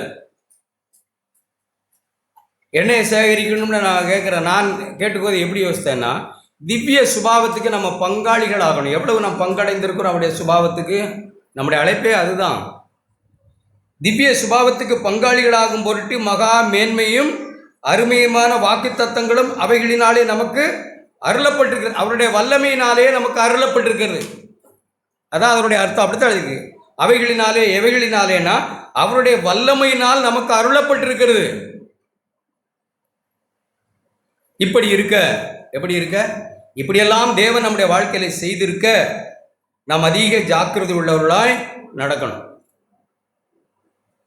அதிக பொறுப்பு நமக்கு இருக்கு. கிறிஸ்தவ வாழ்க்கை ஏதோ அப்படியே அது வளர்ச்சி. கிறிஸ்தவ வாழ்க்கையை பற்றி வளர்ச்சின்னு நான் வேதம் சொல்லுவேன். ரோமருக்கு எழுதின நிருபம் நாம் எல்லாரும் அலர்ட்டா இருக்கணும் தான்.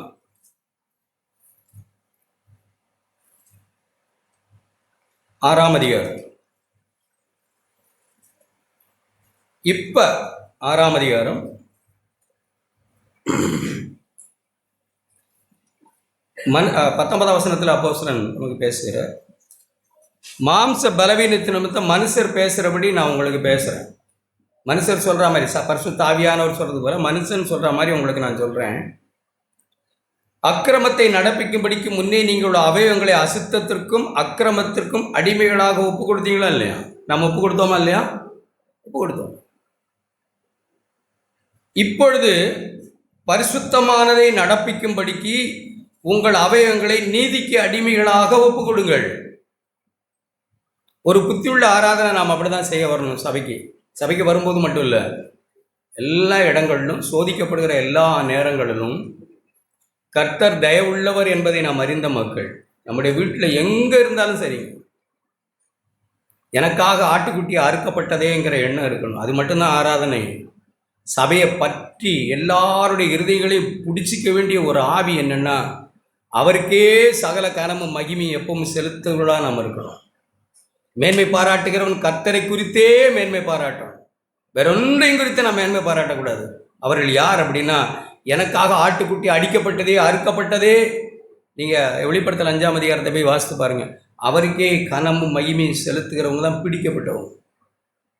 உண்மையாகவே தேவ அன்பினால் பிடிக்கப்பட்டவங்க தங்கள் வாழ்க்கையை எப்படி அர்ப்பணிக்க முடியும்? நான் இரக்கம் பெற்றிருக்கிறேன். நம்ம வாசித்தோம் மார்க் 7ஆம் அதிகாரத்தில் கேட்டோம். ஒரு பெண் தான் மகளை அழைச்சிக்கிட்டு வந்தா சுகவீனமாய். ஆண்டவர் என்ன சொன்னாங்க? நீங்கள் படிச்சிருக்கீங்களா? மார்க் 7ஆம் அதிகாரம்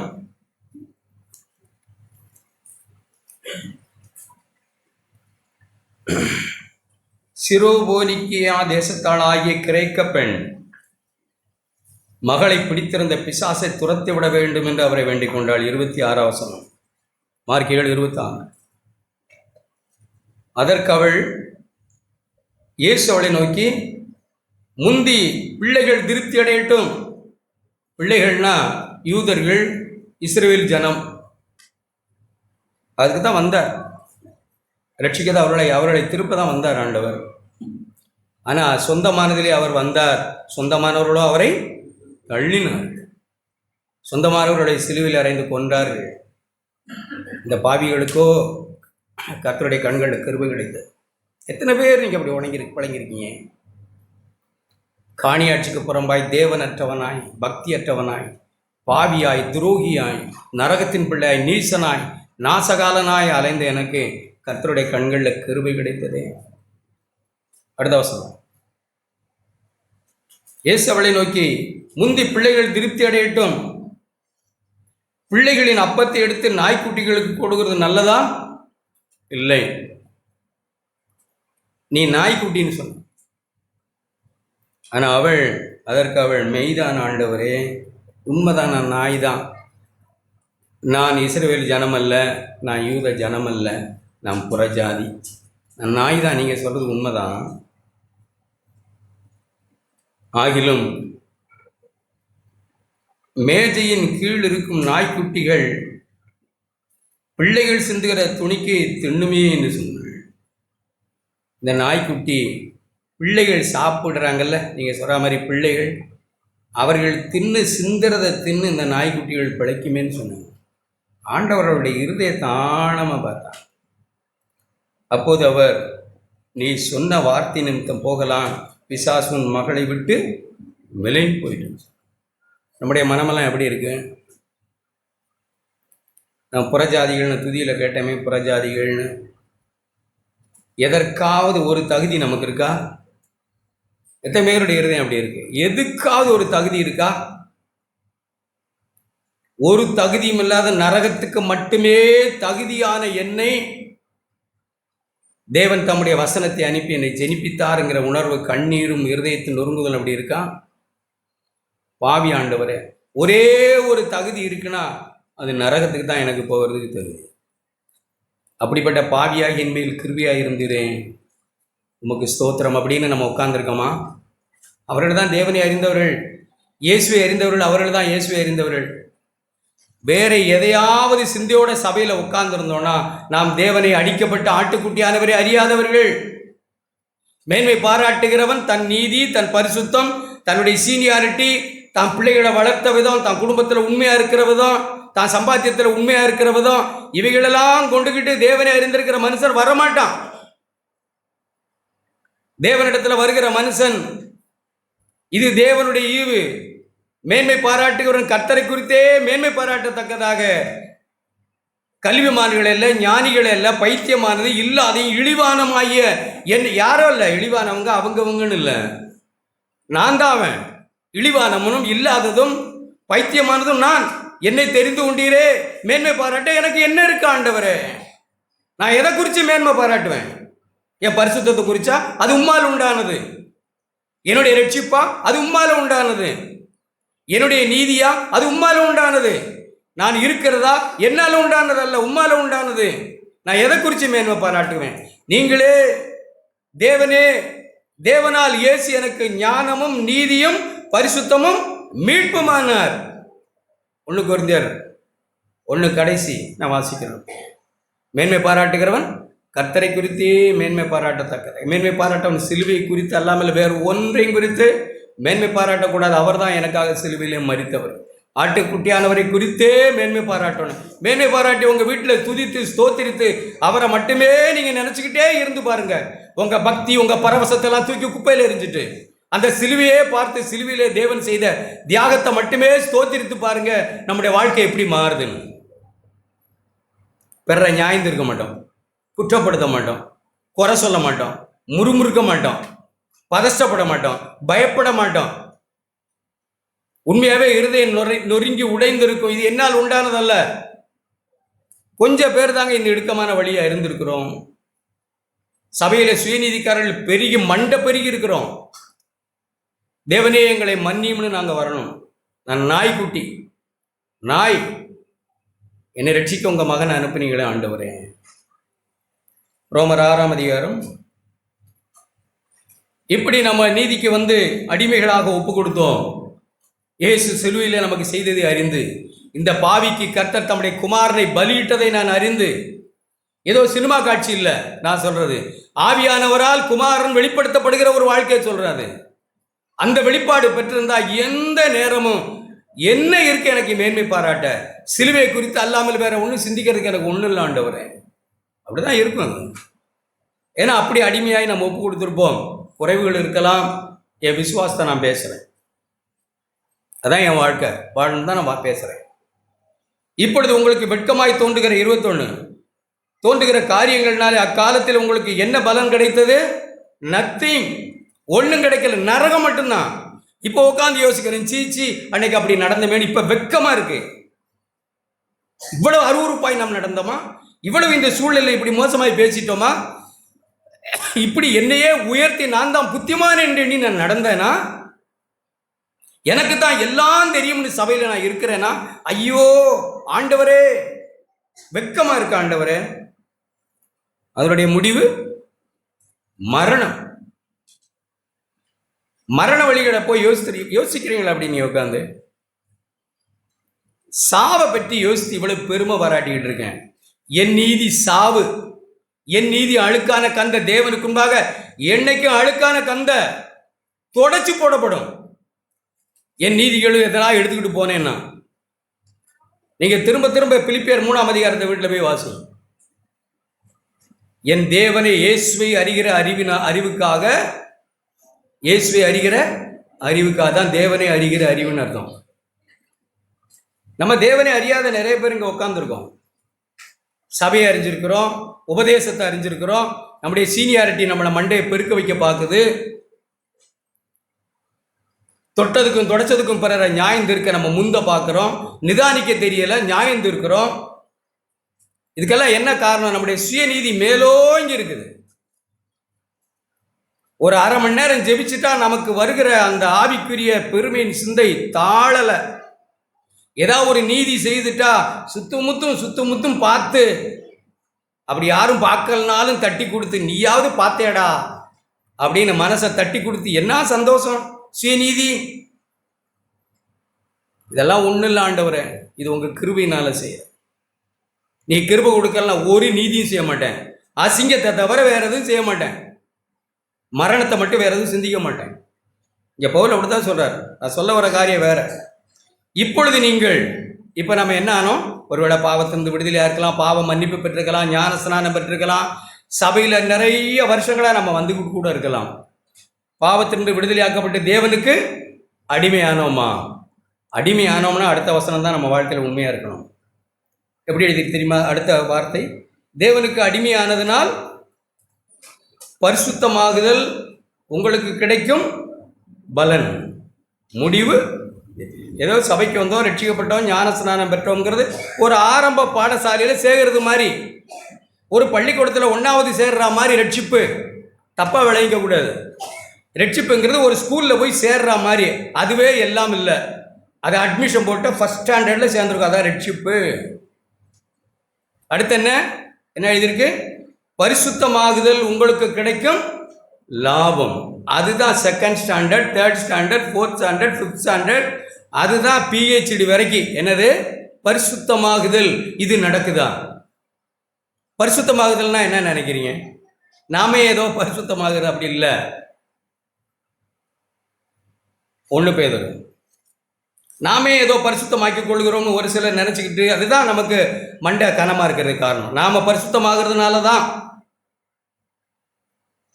நாமே ஒரு சில பரிசுத்தங்களை உண்டாக்கி கொள்ளுகிறதுனால மட்டும்தான் நமக்கு மண்டக்கனம் உண்டாகுது. அந்த உண்டாகாமல் இருக்கிறதுக்கு தேவனே ஒன்று செய்திருக்கிறத பார்த்து பாருங்க. 1 பேதுரு 1ஆம் அதிகாரம் 2ஆம் வசனம்.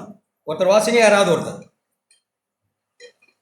பிதாவாகிய தேவனுடைய உணர்வின்படியே ஆவியானவரின் பரிசுத்தமாக்குதலினாலே கீழ்ப்படிதலுக்கும் இயேசு கிறிஸ்துவினுடைய இரத்தம் தெளிக்கப்படுதலுக்கும் தெரிந்து கொள்ளப்பட்ட பரதேசிகளுக்கு எழுதுகிறதாவது கிருபையும் சமாதானமும் உங்களுக்கு தெரிவிக்கப்படாது. என்ன சொல்றாங்கன்னு பாருங்க. பிதாவாகிய தேவனுடைய முன் அறிவு எல்லாமே அடிப்படையிலே தப்பு இருக்கக்கூடாது. தயவுசெய்து தேவனுடைய முன் அறிவின்படிதான் தேவன் என்ன அழைச்சது. அவருடைய தீர்மானம், அவருடைய தெரிந்து கொள்ளுதல். அது யாருடைய ரெக்கமெண்டேஷன் அவருக்கு தேவையில்லை.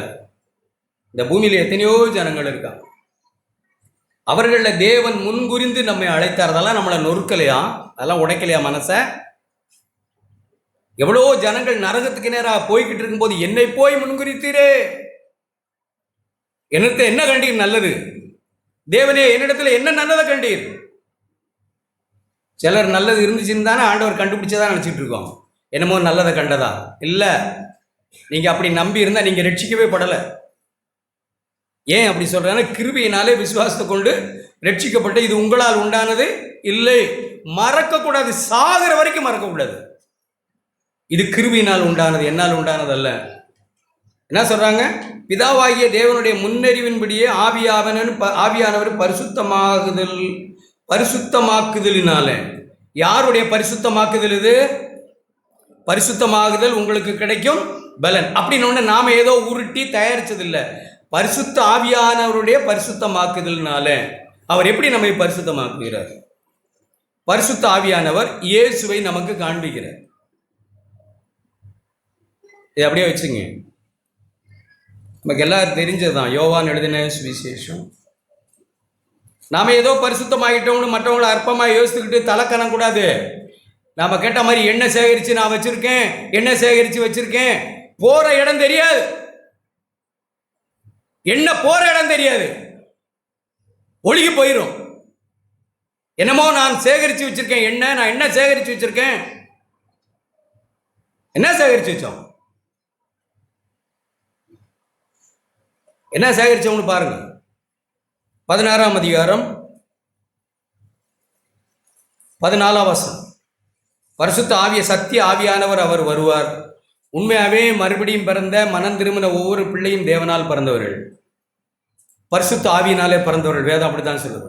பரிசுத்த ஆவியினாலே முத்திரை போடப்பட்டவர்கள், மீட்கப்படும் நாளுக்கென்று பரிசுத்த ஆவியினாலே முத்திரை போடப்பட்ட சொந்த ஜனம். எபேசர் அப்படி எழுதியிருக்கு.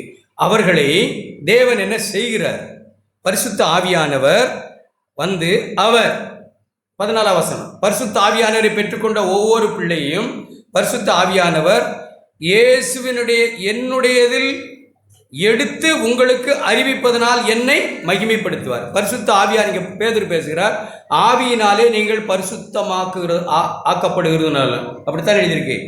ஆவியினாலே ஆவியானவரின் பரிசுத்தமாக்குதலினாலே கீழ்ப்படுதலுக்கும் அப்படின்னு எழுதியிருக்கு. இயேசு கிறிஸ்துடைய இரத்தம் தெளிக்கப்படுதலுக்கும் ஆவியானவரின் பரிசுத்தமாக்குதலினாலே. பரிசுத்த ஆவியானவர் நம்ம எப்படி நடத்துகிறேன்? நான் அப்படி தாங்க விசுவாசிக்கிறேன், அப்படி தான் நான் பார்க்குறேன். ஆண்டவரே, ஒரு சூழ்நிலையில் சோதிக்கப்படுகிறோம். என்ன சூழ்நிலையாக இருக்கட்டும், புருஷன், மனைவி, பிள்ளைகள், பணம், வேலை, மற்றவர்கள், எல்லா சூழ்நிலையிலும் நம்ம சோதிக்கப்படலாம். மனுஷர்களால் தான் நமக்கு எப்பவும் சோதனை. எல்லா மனுஷர்கள் மூலமாக தான் நமக்கு வார்த்தைகள், சொன்ன காரியங்களை செய்கிறது இல்லை, வாங்கினதை கொடுக்கறது இல்லை, தெரியாமல் காலில் மிதிக்கிறது, சாரி கேட்க தெரியறதில்ல, பரவாயில்ல. மன்னிச்சுங்க மன்னிப்பு கேட்க தெரியறதில்ல, பரவாயில்ல. மன்னிப்பு கேட்காம திண்டா மாதிரி போறார், பரவாயில்ல. அப்படிப்பட்ட சூழ்நிலையில நம்ம சோதிக்கப்படுகிறோம்.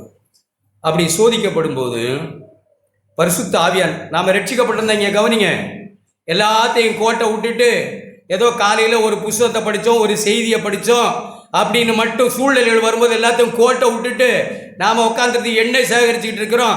சிஎஃப்சியில் நான் 30 வருஷமாக உட்காந்துருக்கேன்னு யோசிச்சுட்டு இருக்கிற அர்த்தம் இல்லை, நிச்சயமாக இல்லை. ஒரு சிலருடைய இருதயம்லாம் தடிப்பாக போயிடுச்சு.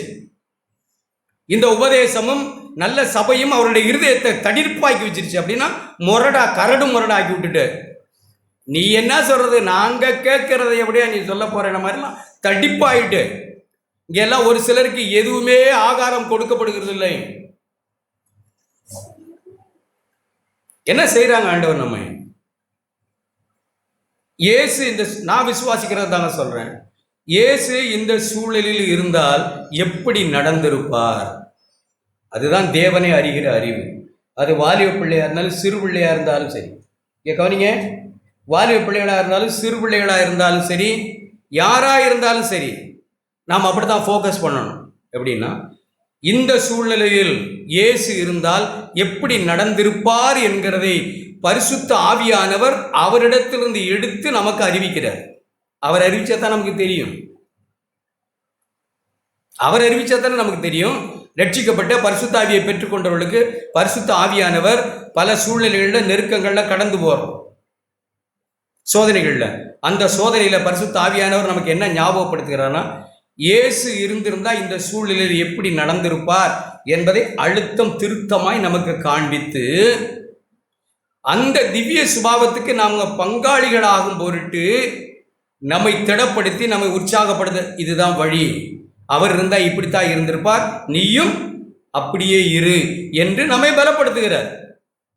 அதுதான் என்ன சேகரிக்கிறோம், வேற என்ன? அவருடைய திவ்ய சுபாவத்துக்கு நாம் பங்காளி ஆகிறோம்.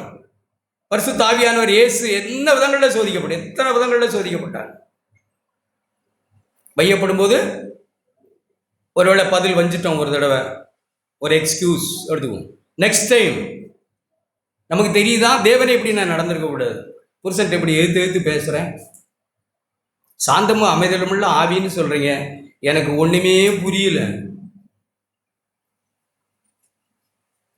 நெக்ஸ்ட் டைம் என்ன சோதிக்கப்படும் போது பரிசுத்த ஆவியானவர் என்ன சொல்கிறாங்க, ஏசு இருந்தால் எப்படி இருந்திருப்பாங்க மகளே? ஏசு எப்படி இருந்தாங்க? சாந்தமும் மனத்தாழ்மையும். அதை ஞாபகப்படுத்துகிறாங்க. ஒரு சூழ்நிலையை காண்பித்து இயேசு இருந்தால் இப்படி இருந்திருப்பார், நீயும் அப்படியே இரு என்று ஆவியானவர் நம்மை பலப்படுத்துகிறார். அப்படி தான் நம்ம திவ்ய சுபாவத்துக்கு நம்ம பங்காளிகள் ஆகிறோம். அது என்னன்னா, நான் அல்ல, நான் ஒரு சூழ்நிலை எப்படி காண்பிக்கிறாங்கன்னா, நீ பழைக்கக்கூடாது, இயேசு இருந்தால் இப்படி பழைத்திருப்பார் தேவனை நம்பின்னு அர்த்தம். இயேசு இருந்தால் எப்படி இந்த பூமியில பிழைத்தார் வாழ்ந்தார் என்பதை பரிசுத்த ஆவியானவர் நமக்கு காட்டி, நீ பழைக்கக்கூடாது. வசனம் என்ன சொல்லுது? ரோமர் கலாத்தியர் 2:20-21, நான் அல்ல, கிறிஸ்துவுடனே கூட நான், நீ சிலுவையில் அறையப்பட்டவன், கிறிஸ்துவோடு கூட அறையப்பட்டவன், கிறிஸ்து சிலுவையில் அறையப்பட்டவர், அவரோடு கூட நீ அறையப்பட்டவன் அப்படின்னு அவர் ஞாபகப்படுத்துகிறார். நீ பிழைக்கக்கூடாது. கிறிஸ்து எப்படி பிழைத்தார்னா, நான் அல்லன்னு பிழைத்தார், நீ நான் அல்லன்னு பிழைக்கணும். நான் அல்ல, கிறிஸ்துவே எனக்குள் பிழைத்திருக்கிறார் என்று விசுவாசித்து நீ அந்த தெய்வீக திவ்ய சுபாவத்துக்கு நீ பங்காளி ஆகணும். அப்படிதான் நம்ம என்ன சேகரிக்கணும். பட்ட பாடுகளினாலே கீழ்ப்படிதலை கற்றுக்கொண்டார். கீழ்ப்படியாத ஒருத்தர் இங்கே வந்து கீழ்ப்படிதலை கற்றுக்கொண்டார்னு அர்த்தமா? அப்படியா? இப்படித்தான் நம்ம விளங்கிக்கிறோம். நமக்காக ஒருவர் கீழ்ப்படிந்தார், எனக்கு பதிலாய் ஒருவர் ஒன்று செய்தார். கிறிஸ்துவ வாழ்க்கையை நம்ம அப்படியே விளங்கிக்கணுங்க. எனக்கு பதிலாய் ஒருவர் நடந்தார், அப்படி வாழ்ந்தார். அப்படி ஒரு வசனத்தை வாசித்து காட்டுறேன். இப்போ வாஸ்தமே எபிரேயர் 13ஆம் அதிகாரம். பாடுபட்டார்னு சொல்கிறோம்ல, நான் அதை வெள்ளிக்கிழமை வாசிக்கும்போது, அவர் யாருக்காக பாடுபட்டார்? அவருக்காகவா? பாவம் செய்துருவோமேன்னா, கீழ்ப்பிடியவே இல்லாத முரட்டாட்டமான ஒருத்தர் இந்த பூமிக்கு வந்து கீழ்ப்பிடிதலை கற்றுக்கொண்டாரா? அவர்கிட்ட கீழ்ப்பிடிதலே இல்லையா? அவர் பூரணர் அல்லையா? இங்கே வந்து தான் பூரணரானாரா? அப்போ என்ன தாற்பயத்தில் என்னத்தில் பரிசுத்த ஆவியானவர் அப்படி எழுதியிருக்கிறாருன்னு நாம யோசிக்கணும். பூரணம் இல்லாத ஒருத்தர் இங்கே வந்து தான் பூரணமானாரா? அவர் பூரணர், பர்ஃபெக்ட். வேதம் எத்தனையோ வார்த்தைகளை சொல்ல, எனக்கு இப்போ சொல்ல நேரம் இல்லை. அந்த பூரணமான ஒருவர் எல்லாவற்றிலும் கீழ்ப்படிந்தவர். பிதா குமாரன் பரிசுத்த ஆவியானவர் ஒரு டிஸ்கஷன் நடக்குது. யார் இந்த ஜனங்களை, எத்தனையோ முறை நீங்கள் கேள்விப்படுறீங்க, இப்பவும் அது ஞாபகப்படுத்துறேன், யார் இந்த ஜனங்களை மீட்கும்படிக்கு இந்த பூமிக்கு போவாங்கன்னு கேட்டபோது போவேன்னு சொன்னது யாரு? நீங்கள் போங்க, அதெல்லாம் முடியாது. அப்பா அங்கே போனால் கொல்லுவானுவோம், அடிப்பானுங்க, துப்புவான், முள்முடியை தலையில் வச்சு அடிப்பாங்க. எல்லாம் தெரியுமா தெரியாது அவருக்கு? இங்கே வந்த பிறகு தான் தெரியுமா? ஒன்றும் சொல்ல மாட்டேங்க. தேவன் அப்படி தான், அவருக்கு எல்லாம் தெரியுமா? அப்படின்னா அங்கே முரட்டாட்டம் பண்ணி வரமாட்டேன்னு சொல்லலாம்ல? இல்லையே, நான் போகிறேன்னு சொன்னார். அப்படி தானே கீழ்ப்படிச்சாரு. இங்கே வந்தவர் இங்கே வந்து பட்ட பாடுகளினாலே கீழ்ப்படுதலை யாருக்காக கற்றுக்கொண்டார்? எனக்காக. வாசித்து பாருங்க, ஒரு வசனத்தை நான் வாசிக்கிறேன். 12ஆம் வசனம், 13, எபிரேயர் 13:12. அந்தப்படியே இயேசுவும், எந்தபடியே? மேலளிக்கிற வார்த்தையின்படியே தம்முடைய சொந்த இரத்தத்தினாலே ஜனத்தை பரிசுத்தம் செய்யும்படியாக நகர வாசலுக்கு புறம்பே பாடுபட்டார். ஆண்டவர் எதற்காக பாடுபட்டார்? எதுக்காக பாடுபட்டார்? இதில் எழுதியிருக்கதா சொல்லுங்க. என்னை பரிசுத்தம் பண்ணும்படியாக. அவர் பாவம் செய்து பாடுபட்டாரா? என்னை பரிசுத்தம், எல்லாம் தெரியுது, நமக்கு தெரியும்ல. நம்மை பரிசுத்தம் செய்யும்படியாக. நமக்கு பதிலாய் ஒருவர் அப்படியானார், எனக்காக ஒருவர் அப்படியானார். அப்ப இப்படி நான் தேவனை அறியணும். சூழ்நிலைகளில், சோதனைகளில் நான் நெருக்கப்படாது, எந்த சூழ்நிலையிலும் போகலாம். ஆவியானவர் என்னை ஞாபகப்படுத்துகிறார். இயேசு இருந்தால் இப்படி நடந்திருப்பார் அப்படின்னு என்னை ஞாபகப்படுத்துகிறார். ஆண்டவர் என் மேலே கிருபையாயிரும், நான் தப்பாயிட்டேன், அடுத்த டைம் நான் சரியாக அலர்ட்டாக இருக்கிறேன். ஆண்டவர், நான் அல்ல, கிறிஸ்துவே எனக்குள்ளில் பிழைத்திருக்கிறீர். நான் இப்போ பிழைச்சிருக்கிறதோ என்னில் அன்பு கூர்ந்து எனக்காக தம்முடைய சொந்த குமாரனை கொடுத்த அவரை பற்றி விசுவாசத்தினால் நான் பிழைத்திருக்கிறேன். இது விசுவாச வாழ்வு. இப்படித்தான் அந்த திவ்ய சுபாவத்துக்கு நம் பங்காளிகள் ஆகும். இதெல்லாம் பல சூழ்நிலைகளில் வரும்போது நம்முடைய இருதயம் கிருபையினால் ஸ்திரப்படுது. அவர் எடுத்து நமக்கு போதிக்கிறார். ரோமருக்கு எழுதின நிருபம் 6ஆம் அதிகாரம். இப்போ பாவத்திலிருந்து விடுதலையாக்கப்பட்டு நாம் தேவனுக்கு அடிமைகளானோம். பரிசுத்தமாகுதல் நமக்கு கிடைக்கும் பலன். பரிசுத்தமாகுதல் எப்படி நடக்குது? பரிசுத்த ஆவியானவர் என்னை, இயேசுவை எனக்கு ஞாபகப்படுத்தி அந்த பரிசுத்தத்தை ஞாபகம், ஏதோ ஒரு மனுஷனுடைய பரிசுத்தம் இல்ல, கெட்டு போவோம். எந்த மனுஷனுடைய பரிசுத்தமும் நமக்கு மாதிரி இல்ல. எந்த மனுஷனுடைய செய்கையும் நம்ம பின்பற்றவே முடியாது. நான் செய்ததை நீங்க பின்பற்ற முடியாது. அது தேவன் எனக்கு சொல்லி நான் செஞ்சது. அப்படி நான் செஞ்சதை நீங்க செய்யுங்கன்னா நான் தான் உங்களுக்கு இயேசு. வேற யார் இயேசு? என்ன பின்பற்றுங்கன்னு சொல்லலாம். பரலோகம் போறதுக்கு என்ன மாதிரி மாறினா போதும், இயேசுவை பார்க்கணும். இயேசுதான். இப்ப நான் செஞ்ச மாதிரி நீங்க செய்யுங்கன்னா அப்ப பரலோகம் போகிறதுக்கு நீ செஞ்ச மாதிரி செஞ்சா போதுமா பிரதர்? வேற இயேசு வேண்டாம்ல? நீ செஞ்ச மாதிரியே நான் செஞ்சா, இதெல்லாம் மனுஷருடைய கிரியை, மனுஷர்களை பின்பற்றுகிறது. இயேசுவைத்தான் நாம் கவனிக்கணும். பரிசுத்த ஆவியானவர் இயேசுவைத்தான் நமக்கு ஞாபகப்படுத்துகிறார். பரிசுத்தமாகுதல் நமக்கு கிடைக்கும் பலன். இப்படித்தான் நம்ம எண்ணெய் செய்கிறோம். கிறிஸ்தவ வாழ்க்கை ரட்சிக்கப்பட்டோம், அடுத்து நித்திய ஜீவன் வேதத்தில் எழுதி இல்லை. இந்த பெந்தகோஸ்தே கிறிஸ்தவர்கள் சொல்லுகிறது போல ரட்சிக்கப்படுத்தோம், அடுத்து வருவார், போவோம், வருவார், அதெல்லாம் இல்லை. அதுக்கு நடுவில் ஒரு விஷயம் இருக்கு. அது என்னது?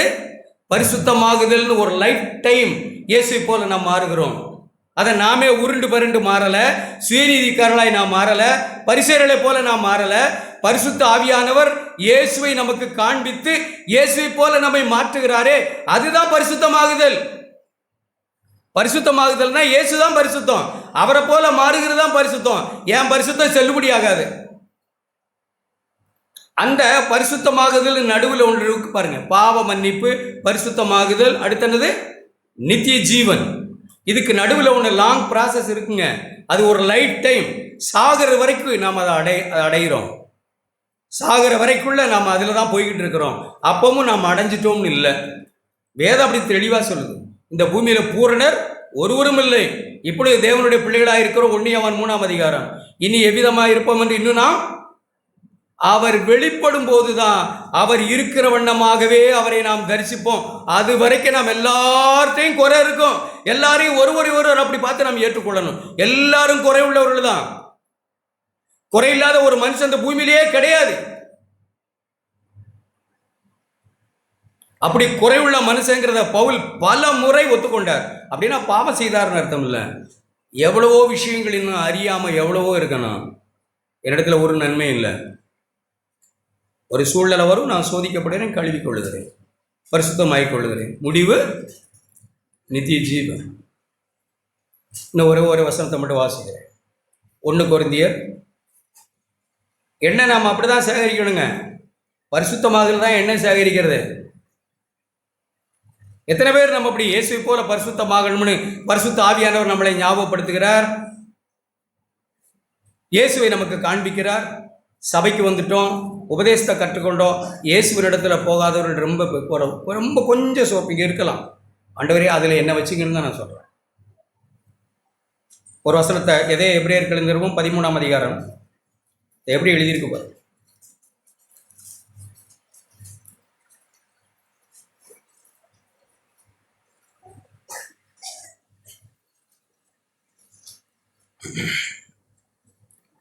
பன்னெண்டாம் வாசித்ததே. அந்தப்படி இயேசுவும் தம்முடைய சொந்த இரத்தத்தினாலே ஜனத்தை பரிசுத்தம் செய்யும்படியாக நகர வாசலுக்கு புறம்பே பாடுபட்டார் ஆண்டவர்.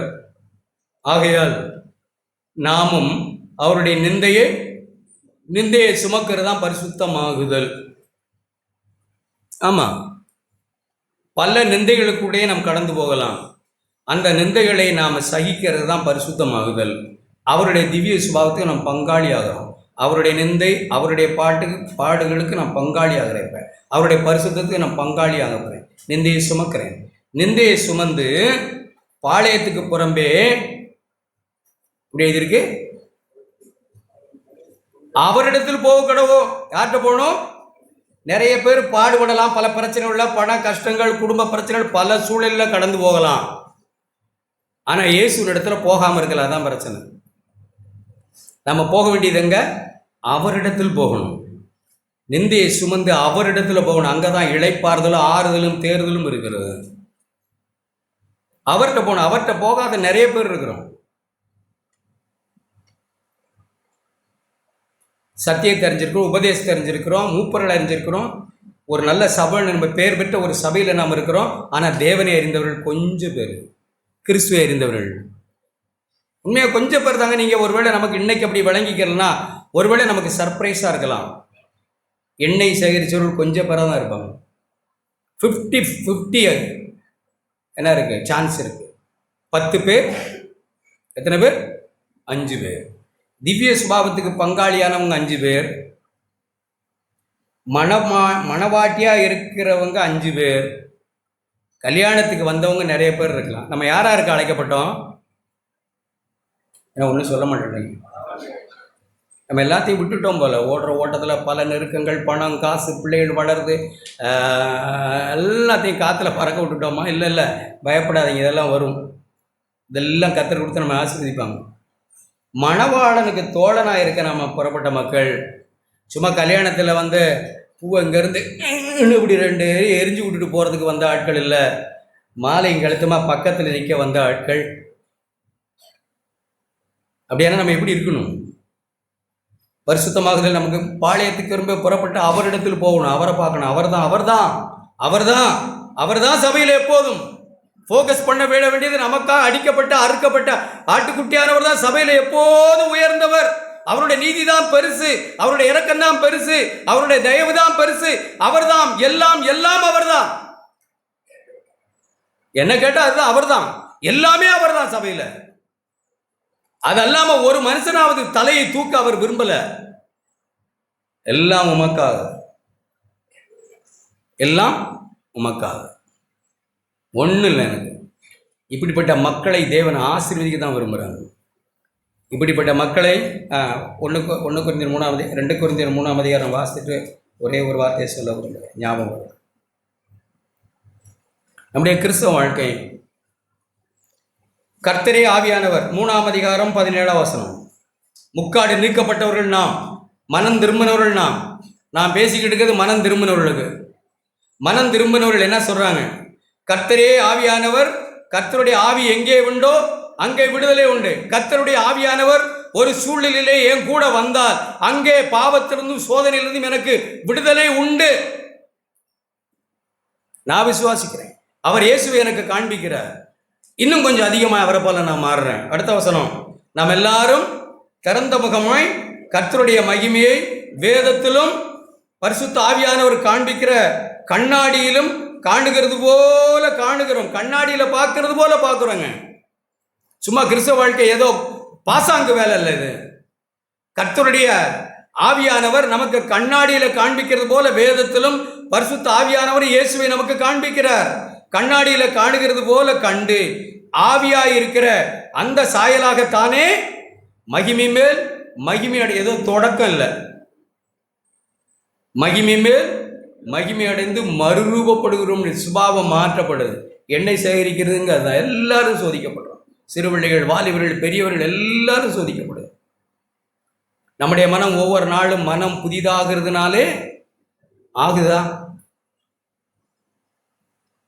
கேள்வி அதுதான் நமக்கு. மனம் புதிதாகுதா? எப்போ பார்த்தாலும் பிறர் எனக்கு தீமை செஞ்சுட்டாங்கன்னு யோசிச்சுட்டே இருக்கா? எப்போ பார்த்தாலும் ஏன் பாடுதான் எனக்கு பெருசா படுதா? எப்போ பார்த்தாலும் ஏன் நீதி தான் என் கண்ணுக்கு முன்னாடி வருதா? எப்போ பார்த்தாலும் பிறருடைய குற்றங்கள் தான் என் கண்ணுக்கு படுதா? எப்போ பார்த்தாலும் பிறரைத்தான் நியாயம் தீர்க்க தோணுதா? மனைவியவே, பிள்ளைகளையே எதற்கும் பொறுப்பெடுக்க நான் தயாரா இல்லையா? நான் தான் ஆண்டவரேன்னு பிள்ளைகளுக்காய் பொறுப்பெடுக்க தயாரா இல்லையா? நாம மனம் புதிதாகிறதுனாலே மர்வமாகலை, மனம் புதுசாகலை. நான் தான் எடுக்கலை. என் மேல் கிருபை ஆயிரும் ஆண்டவரே, என்னை மன்னியும்னு ஆகலை. மன்னிப்பு கேட்கவோ மன்னிக்கவோ நான் தயாரா இல்லை. மனது புதுசாகலை. இருந்தபடியே வருஷங்களாக இருந்தபடியே பேசுறதை பேசிட்டு உட்காந்துருக்கேன். இருந்தபடியே குழந்தை மாதிரி ஒரு காலம் இருந்தேன்னு தான் பவுல் சொல்றார். குழந்தை கேட்டதை விட்டுட்டேன்னு சொன்னார். இப்போ அன்பு தான் பெருசுன்னு அறிஞ்சிருக்கிறார். அன்பு வேணும் ஆண்டவரே. உங்களை போல் அன்பு என்கிட்ட இல்லை. நீங்கள் சகோதரனுக்காய் சீவனை கொடுத்தீங்க, நான் கொடுக்கல. அந்த அன்பெல்லாம் என்கிட்ட இல்லை ஆண்டவரே. ஆனால் என்னுடைய எய்ம் உங்களை போல் ஆகணுங்கிறது தான். சகோதரனுக்காய் ஜீவனை கொடுக்குற அன்பிலும் பெரிய அன்பில்லை ஆண்டவரே. இப்போ நான் குறை பேசாமல் இருந்தால் போதும், சகோதரனை குறை பேசாமல் இருந்தால் போதும் ஆண்டவரே. ஜீவனை கொடுக்கறதெல்லாம் அப்புறம் இருக்கட்டும். பெரிய மலையை நான் எய்ம் பண்ணுறேன். குறை பேசாமல் இருக்கட்டும், குற்றஞ்சாட்டாமல் இருக்கட்டும், புரணி பேசாமல் இருக்கட்டும், மனசில் கசப்பு இல்லாமல் இருக்கட்டும். மனைவியை பற்றி அப்படி இருக்கட்டும், புருஷனை பற்றி அப்படி இருக்கட்டும், சகோதரர்கள் ஒருத்தரை பற்றி அப்படி இருக்கட்டும். இப்போ இருதயத்திலேயே நான் கசந்து கொள்ளாமல் இருக்கட்டும் ஆண்டவரே. ஜீவனை கொடுக்கறது அப்புறம். அப்படி யோசிக்கிறோம்னா ஆண்டவரே, அப்படி பார்த்து என் மனம் புதுசாகட்டும் ஆண்டவரே. பணத்தை அன்னைக்கு பார்த்தது மாதிரி தான் இன்றைக்கும் பார்க்குறேன்னா, எவ்வளோ ரட்சிக்கப்பட்ட காலங்களில் பணம் நம்முடைய, அதுவும் பணமும் இயேசுவும் 2 தெய்வம் நமக்கு இருந்திருக்கலாம். ஒரு குறிப்பிட்ட காலங்களில் ஒரு தெய்வத்தை விட்டு விட்டோமா, 2 எஜமானுக்கு ஊழியம் செய்ய வந்திருக்கலாம். ஆனால் இப்போ ஒரு எஜமானை விட்டுட்டோமா, அது ஏது? பணம். அதை விட்டுட்டோமா, மனம் புதிதாக புருஷர்களாக இருந்தால் அவங்க தான் சரியாக இருப்பாங்க அப்படின்ற அகம்பாவாக நம்ம இருந்திருக்கலாம். ஆனால் வளர வளர வளர மனைவியினுடைய குறைகளை காணுகிறது குறைஞ்சு போகுதா? நானும் பாவி ஆண்டவரே, நானும் பாவி ஆண்டவரே. நான் எப்படி மனைவியிட்ட குறையை கண்டுபிடிக்கிறது? இல்லை ஆண்டவரே. அது நம்முடைய மனம் புதிதாகி மர்வமாகுதா? எல்லா சூழ்நிலைக்கும் நன்றி சொல்லட்டும் ஆண்டவரே. எதுக்கெடுத்தாலும் எனக்கு குறை தான் தோணுது. சிலர்ட்டையெல்லாம் சபையில் உள்ளவங்கள்ட்ட உட்காந்து செத்த நாளி பேச முடியாது. அவங்க போனாங்கன்னா அரசியல்லேருந்து இந்தியா, உலகம், அமெரிக்காவிலேருந்து எல்லாம் பேசி என்ன பேச வந்தோம்னே கடைசியாக தெரியாது. அதனுடைய அர்த்தம் பாசாங்கெல்லாம் பண்ணக்கூடாது. இது மாதிரி இருதயத்தில் இருந்துக்கிட்டு பேசாமல் இருக்கலாம். உலகமாகவே இருக்க இடத்துக்கு ஆளுக்கு தகுந்த மாதிரி. இவங்ககிட்ட அரசியல் பேசக்கூடாது. யார்கிட்ட? இவங்ககிட்ட அரசியல் பேசலாம். எப்பவும் பேசக்கூடாது. எப்பவும் இருதயத்தில் அப்படி இருக்கக்கூடாது. மனம் புதிதாகி மர்வமாகிறோமா? எல்லாவற்றுக்காய் நன்றி சொல்ல குறை இருக்கு. நான் பார்க்குறேன். பரிசுத்த ஆவியானவரே, நீங்கள் காண்பிக்கிற ஒவ்வொரு சூழ்நிலையிலும் என் மனம் புதிதாகிறதுனாலே நான் மர்வமாகட்டும் ஆண்டவரே. மகிமை மேல் மகிமை அடையட்டும். வேண்டாமா? அதான் என்ன சேகரிக்கிறது. மகிமையில் மகிமை. இன்னொரு வசனம் என்ன வாசித்தோம்? பரிசுத்தமாகுதல். கிறிஸ்தவ வாழ்க்கையில் என்ன நடந்துக்கிட்டு இருக்கு? இப்போ பரிசுத்தமாகுதல். பரிசுத்தமாகிக்கிட்டு இருக்கோமா? இன்னும் குறையா? இன்னும் எதையும் சகிக்க முடியலையா? இருக்கலாம், பரவாயில்ல. ஆனாலும் சகிக்கணும்ல எல்லாத்தையும். அப்படி நான் மாறணும் ஆண்டவரே. நீங்கள் எல்லாவற்றையும் சகித்தீங்க. பாவிகளால் தமக்கு விரோதமாய் செய்யப்பட்ட இவ்விதமான விபரீதங்களை சகித்த உங்களை நான் நினைக்கணுமே ஆண்டவரே. பரிசுத்த ஆவியானவர் யாரை ஞாபகப்படுத்துகிறாங்க? அந்த பிரதர் எப்படி சகித்தார் பார்த்தியா, அப்படி தான் காப்பாற்றுறாங்களா? அவரை போல தான் மாறலாம். யாரை காண்பிக்கிறாங்க? பரிசுத்த ஆவியானவர். நீ அறிக்கை பண்ணுகிற அப்போஸ்தலரும் பிரதான ஆசாரியருமாய் இருக்கிற இயேசுவை கவனித்துப்பார். அவர் வையப்படும் போது பதில் வேலை, பாடுபடும் போது பயமுறுத்தல, நியாயமாய் தீர்ப்பு சேருக்கு தம்மை ஒப்பு கொடுத்து அவரை நினைத்துப்பார். ஒரு மனைவிக்கு அப்படி உணர்த்துறாங்களா? புருஷனுக்கு அப்படி உணர்த்துவாங்களா? அதுதானே உண்மையாகவே கிருபை பெற்ற மகிமை மேல் மகிமை அடைகிற வாழ்க்கை. அதுதானே பரிசுத்தமாகிற வாழ்க்கை. அதுதானே எண்ணெய் சேகரிக்கிற வாழ்க்கை. இப்படியெல்லாம் நம்ம வாழ்க்கையை நம்ம அர்ப்பணித்து விட்டால் நமக்கு விரோதமாய் உருவேற்றப்படும் எந்த ஆயுதமும் வாய்க்காதே போகும். நம்மளை தொடுகிறவன் அவருடைய கண்ணின் கருவிழியை தொடுகிறான். இப்படியெல்லாம் தேவனுக்கென்று நம்முடைய வாழ்க்கை நான் அப்படி தான் உற்சாகம் நான் அர்ப்பணிச்சிடுறேன். ஆண்டவரே, என்னை யாராவது தொட வந்தால் ஆண்டவர் சொல்கிறார், அவன் என்ன தொடுறான் பயப்படாதங்கிறார். உன்னை தொடுகிறவன் என் கண்ணின் கருவிழியை தொட்டு பாருங்க. சகோதரன் சொல்லும்போது அப்படி தான் சொல்கிறார். கண் கருவிழி பயங்கரமாக வலி உண்டாக்குது. விட்டுடுவாங்களா? நாம் கண்ணின் கருவிழியாக இருக்கும்போது நம்மளை விட்டு விடுவாங்களா ஆண்டவர்? அதே சகரியா புஸ்தகத்தில் எழுதியிருக்கு, நமக்கு பணம் சுவர் அல்ல, பிள்ளைகள் நமக்கு பாதுகாப்பு அல்ல, சபை நமக்கு பாதுகாப்பு அல்ல, மூப்பர்கள் நமக்கு பாதுகாப்பு அல்ல. ஆண்டவர் என்ன சொல்லி எழுதியிருக்காங்க தெரியுமா? 2 வசனத்தை வாசிட்டு போயிரு. உற்சாகப்படுத்துறதுக்காக நான் வாசிக்கிறேன். சகரியா புஸ்தகம். இப்படியெல்லாம் பரிசுத்தமாகுதல் நமக்கு கிடைக்கும் பலனாய் இருந்தால், எல்லாருக்கும் இல்லை, மகிமை மேல் மகிமை அடைந்து மருவமாகணுமே அப்படின்னு சதா அழுகையும் கண்ணீருமாய் துக்கமுமாய் ஆவியானவர் சொல்லுகிற சத்தத்தை கேட்டு தங்களுடைய இருதயத்தில் உணர்வடைந்திருக்கிற சகோதர சகோதரிகளுக்கு அவர் சொல்லுகிறார். 6ஆம் வசனம், 2ஆம் அதிகாரம் 5ஆம் வசனம். நான் உனக்கு உன் குடும்பத்தை சுற்றிலும் உன்னை சுற்றிலும், சகரியா புஸ்தகம் 2ஆம் அதிகாரம் 5ஆம் வசனம். நான் உன்னை சுற்றிலும் உன் குடும்பத்தை சுற்றிலும் அக்கினி மதிலாயிருந்து அதன் நடுவில் மகிமையாக இருப்பேன் என்று கர்த்தர் சொல்லுகிறார். என்ன சொல்லுகிறார்? நான் வேலி அடைப்பேன். பணம் உனக்கு வேலி இல்லை, உன் சுகம் உனக்கு வேலியா இருக்காது. நானே உனக்கு அக்கினி வேலி.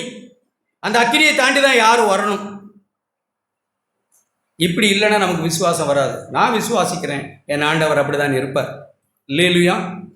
ஏன்னா என்னுடைய விருப்பம் பரிசுத்தமாகுதலும் மனம் புதிதாகிறதுனாலே மர்வமாகணுமேங்கிறது தான். நான் விசுவாசிக்கிறேன். ஆயிட்டேன், அடைஞ்சிட்டேன்லாம் நான் சொல்லலை இங்கே. அது மட்டும்தான் என்னுடைய விருப்பமாக இருக்குது, ஆழமான விருப்பமாக இருக்குது. எவ்வளோ குறைகளை நான் பார்க்குறேன். அதே அதிகாரத்தில் தான் எழுதியிருக்கு, உங்களை தொடுகிறவன், 8ஆம் வசனம், உங்களை தொடுகிறவன் என்னுடைய கண்மணியை தொடுகிறான். தீர்க்கதரிசி அப்படி எழுதுகிறார். உங்களை தொடுகிறவன் அவருடைய கண்ணின் கருவிழியை தொடுகிறார்னு தீர்க்கதரிசி எழுதுகிறார். ஆனா நமக்கு எப்படி எழுதியிருக்கு? உங்களை தொடுகிறவன் என்னுடைய கண்மணியை தொடுகிறான். விட்டுடுவனா? நீ என் பிள்ளை, நீ பரிசுத்தமாகணும்னு வந்த பிள்ளை, மனம் புதிதாகிறதுனாலே மர்வமாகணும்னு வந்த பிள்ளை, உன்னை விட்டு விட மாட்டேன் நான். இதெல்லாம் இப்படி சொல்றீங்க அப்படின்னு சொல்றீங்களா? எழுதியிருக்கிற வார்த்தையை நான் நம்புறேன். இதெல்லாம் பெருமையா இல்லை உங்களுக்கு? எனக்கு பெருமையா இல்லை. ஆண்டவர் சொல்லியிருக்கிறத சொல்றேன். என்ன தொடுகிறவன் கண்ணின் கருவிழியை தொடுவான்னு ஆண்டவர் சொல்லியிருக்க, அதான் சொல்றேன்ல. என்னை ஒருவனும் அவர் கையிலிருந்து பறிக்க மாட்டான். அகம்பாவமா இல்லை உங்களுக்கு, எனக்கு அகம்பாவமா இல்லை. அவர் சொல்லி இருக்கிற அதை சொல்றேன், அவ்வளவுதான். விசுவாசிக்கிறேன்னு சொல்றேன். விசுவாசித்தால் நாம் அடைவோம். ஆமென்.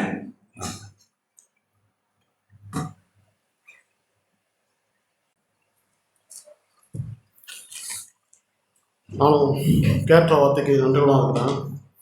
1 பேதுரு 2ஆம் அதிகாரம்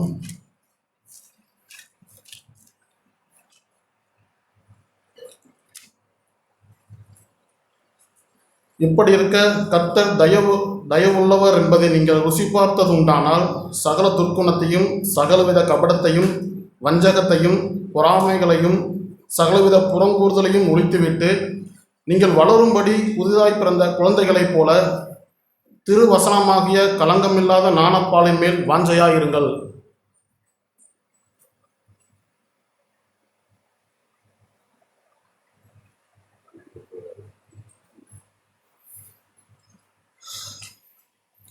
நாம் அடிக்கடி நம்ம கேட்குறோம், கிறிஸ்து இயேசுவுக்குள் நம்ம வளரணும், நாம் அவரை அறிகிற அறிவில் வளரணும்னு சொல்லி நிறைய விஷயங்கள் நம்ம கேட்குறோம். ஆனால் முதல்ல அதுக்கு ஆரம்பம் இன்சியலாக ஒன்று எனக்கு ஆண்டவர் உணர்த்தினது தான்.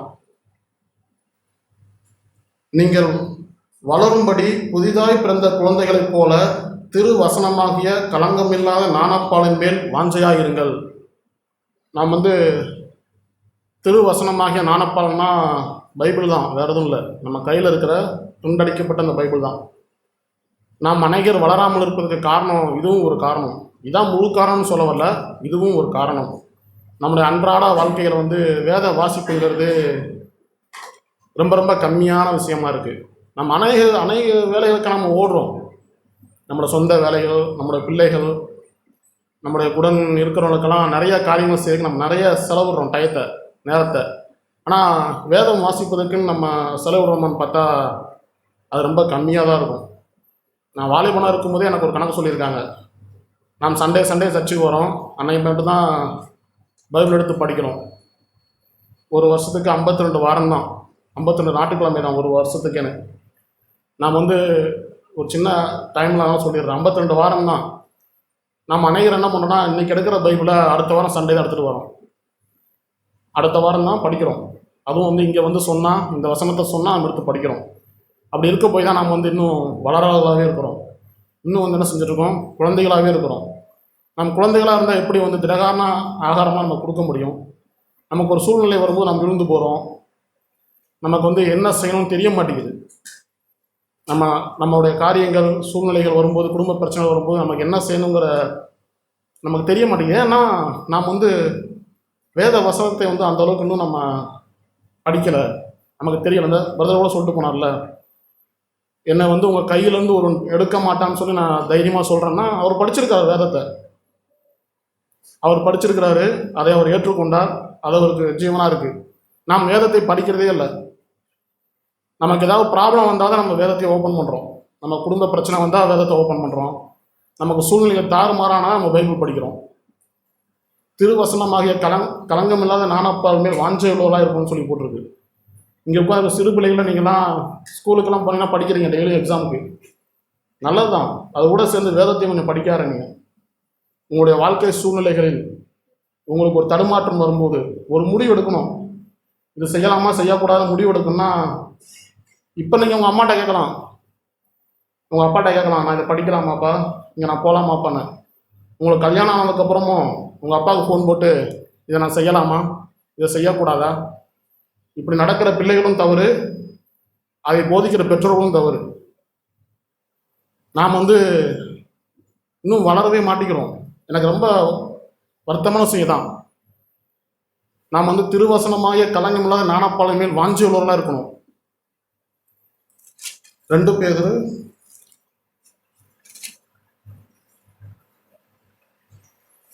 17 வசனத்துக்கும் படிக்கிறேன். 2 பேதுரு 17 இவர் என்னுடைய நேசகுமாரன், இவரிடத்தில் பிரியமாக இருக்கிறேன் என்று சொல்லுகிற சத்தம் உன்னதமான மகிமையிலிருந்து அவருக்கு உண்டாகி, பிதாவாகிய தேவனால் அவர் கனத்தையும் மகிமையும் பெற்றபோது, அவரோட கூட நாங்கள் பரிசுத்த பர்வதத்தில் இருக்கையில் வானத்திலிருந்து பிறந்த அந்த சத்தத்தை கேட்டோம். அதிக உறுதியான தீர்க்க தரிசன வசனங்கள் நமக்கு உண்டு. பொழுது விடிந்து விடிவெள்ளி உங்கள் இருதயங்களை உதிக்கும் அளவும் இருளுள்ள ஸ்தலத்தில் பிரகாசிக்கிற விளக்கை போன்ற அவ்வசனத்தை கவனித்திருப்பது நலமாயிருக்கும். வேதத்தில் உள்ள எந்த தீர்க்க தரிசனமும் சுய தோற்றமான பொருளுடையதாக இராது என்று நீங்கள் முந்தி அறிய வேண்டியது. தீர்க்க தரிசனமானது ஒரு காலத்திலும் மனுஷனுடைய சித்தத்தினாலே உண்டாகவில்லை, தேவனுடைய பரிசுத்த மனுஷர்கள் பரிசுத்த ஆவியினாலே ஏவப்பட்டு பேசினார்கள். இந்த வேத வார்த்தைகள்லாம் ஏதோ சரித்திரம்னு சொல்லி நம்ம படிக்கக்கூடாது. இது சரித்திரமே இல்லை. பரிசுத்த ஆவியானவர் நம்முடைய வாழ்க்கைக்கு நமக்கு தேவையானதான் கொடுத்துருக்காரு. அதிக உறுதியான தீர்க்க தரிசன வசனமும் நமக்கு உண்டு. பொழுது விடிந்து விடிவெள்ளி உங்கள் இருதயங்களில் உதிக்கும் அளவும் இருளுள்ள ஸ்தலத்தில் பிரகாசிக்கிற விளக்கை போன்ற வசனத்தை கவனித்திருப்பது. நம்முடைய இருளான சூழ்நிலையில் பிரகாசிக்கிற விளக்கை போன்ற வசனம் சொல்லுது வேதம். நம் வாழ்க்கையில் தடுமாறும் போது, நமக்கு என்ன செய்யணும்னு தெரியாமல் இருக்கும்போது அந்த வேத வசனம் நமக்கு உதவி செய்யும். நான் வந்து நான் நான் பார்க்குறேன், அநேக சூழ்நிலை எனக்கு ஆண்டவர் சொல்லிட்டாரு, எனக்கு ஆண்டவர் பேசிட்டாருன்னு அநேக பேர் சொல்லி காரியங்கள் நடப்பிக்கிறாங்க. ஆனால் அதோட முடிவு பார்த்தீங்கன்னா கடைசியில் ஏதோ சோகமான முடிவாக தான் இருக்குது அவங்கெல்லாம். ஆண்டவர் உங்களோட பேசினார் அப்படின்னா நல்லது, தப்பே கிடையாது. ஆண்டவர் உங்களோட பேசுவார். முதலாவது நீங்கள் எழுதியிருக்கிற வேதத்தில் உள்ள வார்த்தைகளை படித்து தேவன் பேச சத்தத்தை கேட்குறீங்களா? நாம் பைபிள் திறக்கிறதே இல்லை, ஆனால் ஆண்டவரோட பேசுகிறான்னு சொல்கிறோம். நான் படிக்காமே பாஸ் ஆயிடும்னு சொல்கிறது சமம் அது. உங்கள் பசங்க நீ படிக்க வேணாண்டா, 10th பாஸ் ஆயிடுவ, அப்படியே சொல்லி வளர்க்குறோம். இந்த உலக ஞானத்துக்கு நம்ம எவ்வளோ போராடுறோம் பசங்களுக்கு, படி படி படின்னு. நான் கூட எங்கள் அக்கா பையனுக்கு நீட் எக்ஸாமுக்கு காசு கட்டினேன் இங்கேருந்து. அவனை இங்கே வர வச்சு படிக்கலாமாலாம் யோசித்தேன். நானே உலக ஞானம் கொடுத்து எனக்கே எவ்வளோ ஆர்வம் இருக்குது எப்படியாவது படிக்கணும்னு. ஆனால் வேதத்தை படிக்கணும்னு சொன்னால் நமக்கு அது மூன்றாவது காரியமாக இருக்குது. நமக்கு பொழுது போகிற நேரத்தில் ஃப்ரீயாக இருக்க எனக்கு ஆண்டு உணர்த்த சொல்கிறேன். எனக்கு பொழுது போகிற நேரத்தில் ஃப்ரீயாக இருக்கப்போனா யாரோ தேவ மனுஷோட வசனத்தை கேட்கலான்னு சொல்லி பார்த்துட்டு இருந்தேன். நல்லதான், தப்பு இல்லை. நீங்கள் மதிக்கிற யாருடைய வசனத்தை மெசேஜை நீங்கள் கேட்கலாம், தப்பே கிடையாது. ஆனால் அதுவே உங்களுக்கு பிரயோஜனமாக இருக்குன்னு நம்பக்கூடாது. அது அவங்களுக்கு தேவன் பேசினது. உங்களுக்கு தேவன் என்ன பேசினார்? எனக்கு ஆண்டவர் பேசனோட நான் நிப்பாட்டுட்டேன். எனக்கு எப்போல்லாம் டைம் கிடைக்கும் அப்போல்லாம் பைபிள் தான் படிக்க ஆரம்பித்தேன். நான் ஏதோ வாழ்ந்துன்னு சொல்ல வரல, தேவன் எனக்கு சொன்னது அது. நான் மதிக்கிற ஒரு சகோதரனுடைய மெசேஜை கேட்டுக்கிட்டே இருக்கேன் உட்காந்து. எப்போல்லாம் டைம் கிடைக்கும் அப்போல்லாம் அதை கேட்டு அது உணர்வடைஞ்சு உடனே மெசேஜ் கூட போடுறேன். நீங்கள் பேசுனது ரொம்ப நல்லா இருந்தது பிரதர், எனக்கு உணர்வாக இருந்தது. அவர் பேசுனது உணர்வாக இருந்தது. தேவன் காலகாலமாக பேசிகிட்டு இருக்கிறவங்க கூட பைபிள் மூலியமா அது நமக்கு உணர்வே வரமாட்டேங்குது.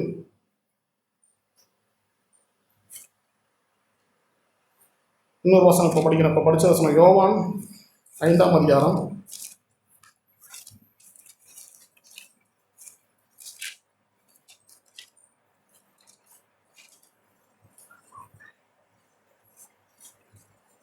39ஆம் வசனம். யோவான் 5:39. வேத வாக்கியங்களை ஆராய்ந்து பாருங்கள், அவைகளால் உங்களுக்கு நித்திய ஜீவன் உண்டென்று எண்ணுகிறீர்களே.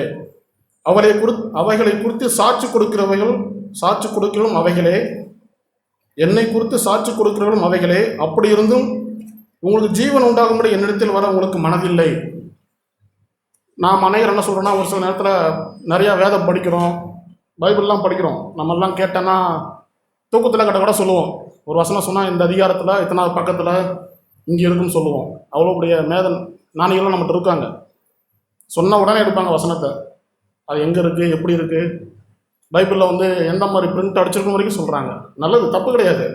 ஆனால் தேவன் சொல்கிறாரு, வேத வாக்கியங்களை ஆராய்ந்து பாருங்கள், அவைகளால் உங்களுக்கு நித்திய ஜீவன் உண்டு என்று எண்ணுகிறீர்களே. நல்லது தான். நான் சொன்ன மாதிரி பைபிள் படிக்கிறது நம்ம வழி நடத்தும், நல்லது. என்னை குறித்து சாட்சி கொடுக்கணும் அவைகளே, ஆண்டவரை குறித்து சாட்சி கொடுக்கும் இந்த வேத வார்த்தை தான். அப்படி இருந்தும் உங்களுக்கு ஜீவன் உண்டாகும்படி என்னிடத்தில் வர உங்களுக்கு மனதில்லை. நாம் நிறைய பைபிள் படிக்கிறோம், நிறைய வசனங்கள் தெரிஞ்சு வச்சுருக்கோம். அப்படி இருந்தும் ஜீவன் உண்டாகும்படி என்னிடத்தில் வர உங்களுக்கு மனதில்லைன்னு சொல்லி ஆண்டவர் சொல்கிறாரு. தொடர்ந்து படிக்கிறேன். நாம் மனுஷரால் வரும் மகிமையை ஏற்றுக்கொள்கிறதில்லை. நான் மனுஷரால் மகிமையை ஏற்றுக்கொள்கிறதில்லை. உங்களில் தேவ அன்பு இல்லை என்று உங்களை அறிந்திருக்கிறேன். நான் என் பிதாவின் நாமத்தினாலே வந்திருந்தும் நீங்கள் என்னை ஏற்றுக்கொள்ளவில்லை. வேறொருவன் தன் சுய நாமத்தினாலே வந்தால் அவனை ஏற்றுக்கொள்கிறீர்கள். தேவனாலே மாத்திரம் வருகிற மகிமையை தேடாமல் ஒருவரால் ஒருவரும் மகிமையை ஏற்றுக்கொள்கிற நீங்கள் எப்படி விசுவாசிப்பீர்கள்? ஏன் நமக்கு வேத வார்த்தை நமக்கு ஜீவனா இல்லை அப்படின்னா, நாம் மனிதனுடைய மகிமையை தேடுதலாக இருக்கிறோம். இது எனக்கு ஆண்டவர் கொடுத்த 2வது வசனம். முதல்ல நீ வளரணுன்னா வேதவசனத்தை படின்னு சொன்னார். 2வது என்ன சொன்னார்னா, நீ மனிதர்களால் ஒரு மகிமையை தேடுறனா இருக்கிற, அதனால தான் வேத வார்த்தை உனக்கு ஜீவனாகவே இல்லை. நமக்கு ஏதோ கோவப்பட்டோம், 4 பேர் இருக்கிறப்ப ஏதோ கோவப்பட்டோன்னா உடனே மன்னிப்பு கேட்கணும் ஆண்டவர் சொல்லியிருக்கிறாரு. நம்ம உதயத்தை என்ன சொல்லணும்னா, நம்ம மன்னிப்பு கேட்டால் மற்றவங்க என்ன நினைப்பாங்க, நம்ம மன்னிப்பு கேட்கலாமா, நம்ம யார், நம்ம ஏன் மன்னிப்பு கேட்கணும் அப்படின்னா என்ன வருது. இவ்வளோ நம்ம மன்னிப்பு கேட்டால் கூட பக்கத்தில் இருக்கிற என்ன நினைப்பார் நம்மளை பற்றி, அப்படி எண்ணங்கள் வருது. நாம் மனிதர்களால் வருகிற மகிமையை தருறோம். அப்படியே தான் நம்ம வளரவே முடியாது. வேத வாக்கியங்கள் நம்ம ஆராயிறோம், அதை படிக்கிறோம், மணிக்கணக்காக செலவு பண்ணி படிக்கிறோம். ஆனால் என்னிடத்தில் வர உங்களுக்கு வந்து விருப்பம் இல்லைங்கிறார் ஆண்டவர். என்னிடத்தில் வர உங்களுக்கு விருப்பம் இல்லை அப்படின்னா அவர் கூட போய் ஜாயின் நான் அப்படி சொல்ல வரல. அவர் செய்த காரியம் நாமும் செய்யணும். அது நமக்கு பலன் இல்லை தான், ஆனால் நம்ம அவர்கிட்ட போகணும். எனக்கு வந்து இந்த சூழ்நிலையில் முடியல ஆண்டவரை மன்னிப்பு கேட்க, எனக்கு உதவி செய்யுங்கன்னு கேட்டால் அந்த பலன் தருவார். ஆனால் நாம் என்ன பண்ணுறோன்னா, நம்ம இதை செஞ்சால் பிரதர் என்ன சொல்வாருன்னு யோசிக்கிறோம், கூட இருக்கிற சகோதரன் என்ன சொல்வாருன்னு யோசிக்கிறோம். வேண்டாம், அவ்வளோதான், நாம் வந்து வளரவே முடியாது. நம்முடைய கிறிஸ்தவ வாழ்க்கையை வந்து தேங்கி நிற்கிற ஒரு குளம் மாதிரி தான் இருக்கும். யார் என்ன நினச்சாலும் பரவாயில்ல, ஆண்டவர் எனக்கு சொல்லியிருக்கிறார், இதை நான் செய்கிறேன்னு சொல்லிடுவோம் தான் வளருவாங்க. மற்றவர்கள் பார்வைக்கு அது அற்பமாக இருக்கலாம், நம்முடைய காரியங்கள் அற்பமாக இருக்கலாம். ஒருவேளை உங்களை சகோதரன் வந்து யாரோ ஒரு திட்டாங்க அப்படின்னா, இந்த உலக நானும் என்ன சொல்லுன்னா, உன்னை ஒரு கணத்தை அரைஞ்சா நீர் பலாரப்பெல்லாம் 2 கணத்தை அரைன்னு சொல்லுது. உன்னை வந்து திட்டானா நீ திரும்பி திட்டணும். ஆனால் நம்ம ஆண்டவர் சொல்கிறாரு, ஒரு கணத்தில் இருந்தால் மறுகணத்தை காட்டுன்னு சொல்கிறாரு. நம்ம மறுகணத்தை காட்ட வேண்டாம், அமைதியாவது இருக்கும் மண்ணை பார்க்கணும். உங்களை ஒரு உரசும் போது உங்களுக்கு எப்படி இருக்குது? நாம் வந்து ஒன்று சொன்னால் நம்ம 10 வார்த்தைக்கு திரும்ப பேசுகிறவளாக இருக்கிறோம். எப்படி ஆண்டவர் வந்து நமக்கு வந்து வேதத்தை உள்ள வெளிச்சத்தை நம்ம காட்ட முடியும்? நம்ம எப்படி எண்ணெய் சேகரிக்க முடியும்? வேத வார்த்தை வந்து விளக்கு. அந்த விளக்கு எரியும்னா எண்ணெய் வேணும். அந்த எண்ணெய் வந்து ஆண்டவர்கிட்ட போனால் தான் கிடைக்கும். நாம உற்பத்தி பண்ணவே முடியாது. அதான் சொல்கிறாரு, நீங்கள் என்னிடத்தில் வர உங்களுக்கு விருப்பமே இல்லைங்கிறாரு. நமக்கு வேத வசனம் தெரியுதானா? பொறுமையாக இருக்கணும்னு தெரியுது, ஆனால் பொறுமையாக இருக்க மாட்டேங்கிறோம். ஆண்டவனுக்கு அதான் சொன்னார், நீ வந்து நம்ம கேட்டோம்ல, நீ வையப்படும் போது பதில் வையாமலும். உங்களை யாராவது திட்டும் போது அந்த வசனம் வருதா உங்களுக்கு நினைவுல? ஒருவேளை வசனம் ஞாபகம் வந்துடும். உன்னை வையப்படும் பதில் வையாமலும் ஆண்டவர் சொல்லியிருக்காரு, ஞாபகமும் வந்துடும். 2 தடவை ஒரு தடவை திட்டா, நம்ம 4 தடவை திட்டு ஆண்டவரை என்ன மன்னிச்சுக்கோங்க, நான் தெரியாமல் பண்ணிட்டேன் மன்னிச்சுக்கோங்கன்னு சொல்லி சமாளிக்கிறவளா இருக்கிறோம். இல்லை, நம்மளால் முடியல, ஆண்டவர்கிட்ட போனாலே போதும். அவரிடத்தில் வரணும்னு தான் சொல்கிறார் அவர். என்னிடத்தில் வர உங்களுக்கு மனதில்லைங்கிறாரு. நான் மட்டும் ஆண்டவரத்தில் போயிட்டோம்னா, எனக்கு நெருக்கமாக இருக்க ஆண்டவர் எனக்கு உதவி செய்யுங்க, நம்ம ஆண்டவர்கிட்ட போயிட்டோம்னா அந்த வேத வசனம் நம்ம வாழ்க்கையில் ஜீவனாக ஆகிரும். ஆண்டவர் அதான் சொல்கிறேன், நானும் அதான் விசுவாசிக்கிறேன். நம்மளுடைய சூழ்நிலைகள் எப்படி இருந்தாலும் சரி, அது தேவனிடத்தில் போயிட்டா போதும். நமக்கு வேத வசனம் தெரியும், நமக்கு அறிவு இருக்கும், எல்லாமே இருக்கும். ஆனால் ஆண்டவர்கிட்ட போக மனசு இருக்காது. அந்த பரிசீலர்கள் அப்படி தான் வாழ்ந்தாங்க, பயங்கரமாக போதிச்சாங்க. ஆனால் அவங்க வந்து அதை கடைபிடிக்கலை. ஏன்னா ஆண்டவர்கிட்ட வர விருப்பம் இல்லை அவங்களுக்கு. தன்னுடைய சிலுவையை சுமக்க விருப்பம் இல்லை, தன் சுயத்தை மறிப்பதற்கு அவங்க விருப்பம் இல்லை. ஆண்டவர்கிட்ட போனால் நம்ம சுயத்தை மறித்தவர்களாக இருக்கணும். ஒரு பாட்டு கூட போகிறோம், இசாவான்னு ஒரு பாட்டு போடுவாங்க. இசாவனா இழுச்சவாயன்னு அர்த்தம். நம்ம பாட்டு வேணால் சந்தோஷமாக பாடுவோம், நான் இழுச்சவாயன்னு. ஆனால் யாராவது வந்து ரே நீ இழுச்சவாயன்னு சொன்னால் ஒத்துக்க மாட்டோம். ஏய் என்னங்கடா இழுச்சவாயன்னு சொல்கிறோம் தான் கேட்குறோம். தேவன் வந்து நல்லவர். நம்முடைய அதுக்காக நம்ம இழுச்சவாயன்னு சொல்ல வரல, வேத வார்த்தைகளை நம் உடன்பட்டு ஆண்டவரிடத்தில் போனால் போதும். மற்றவர்களுக்கு அது எப்படினாலும் இருக்கலாம், ஆனால் தேவன் உங்களை உயர்த்துவார். நானும் அப்படிதான் விசுவாசிக்க நம்பிக்கை இருக்கிறாங்க.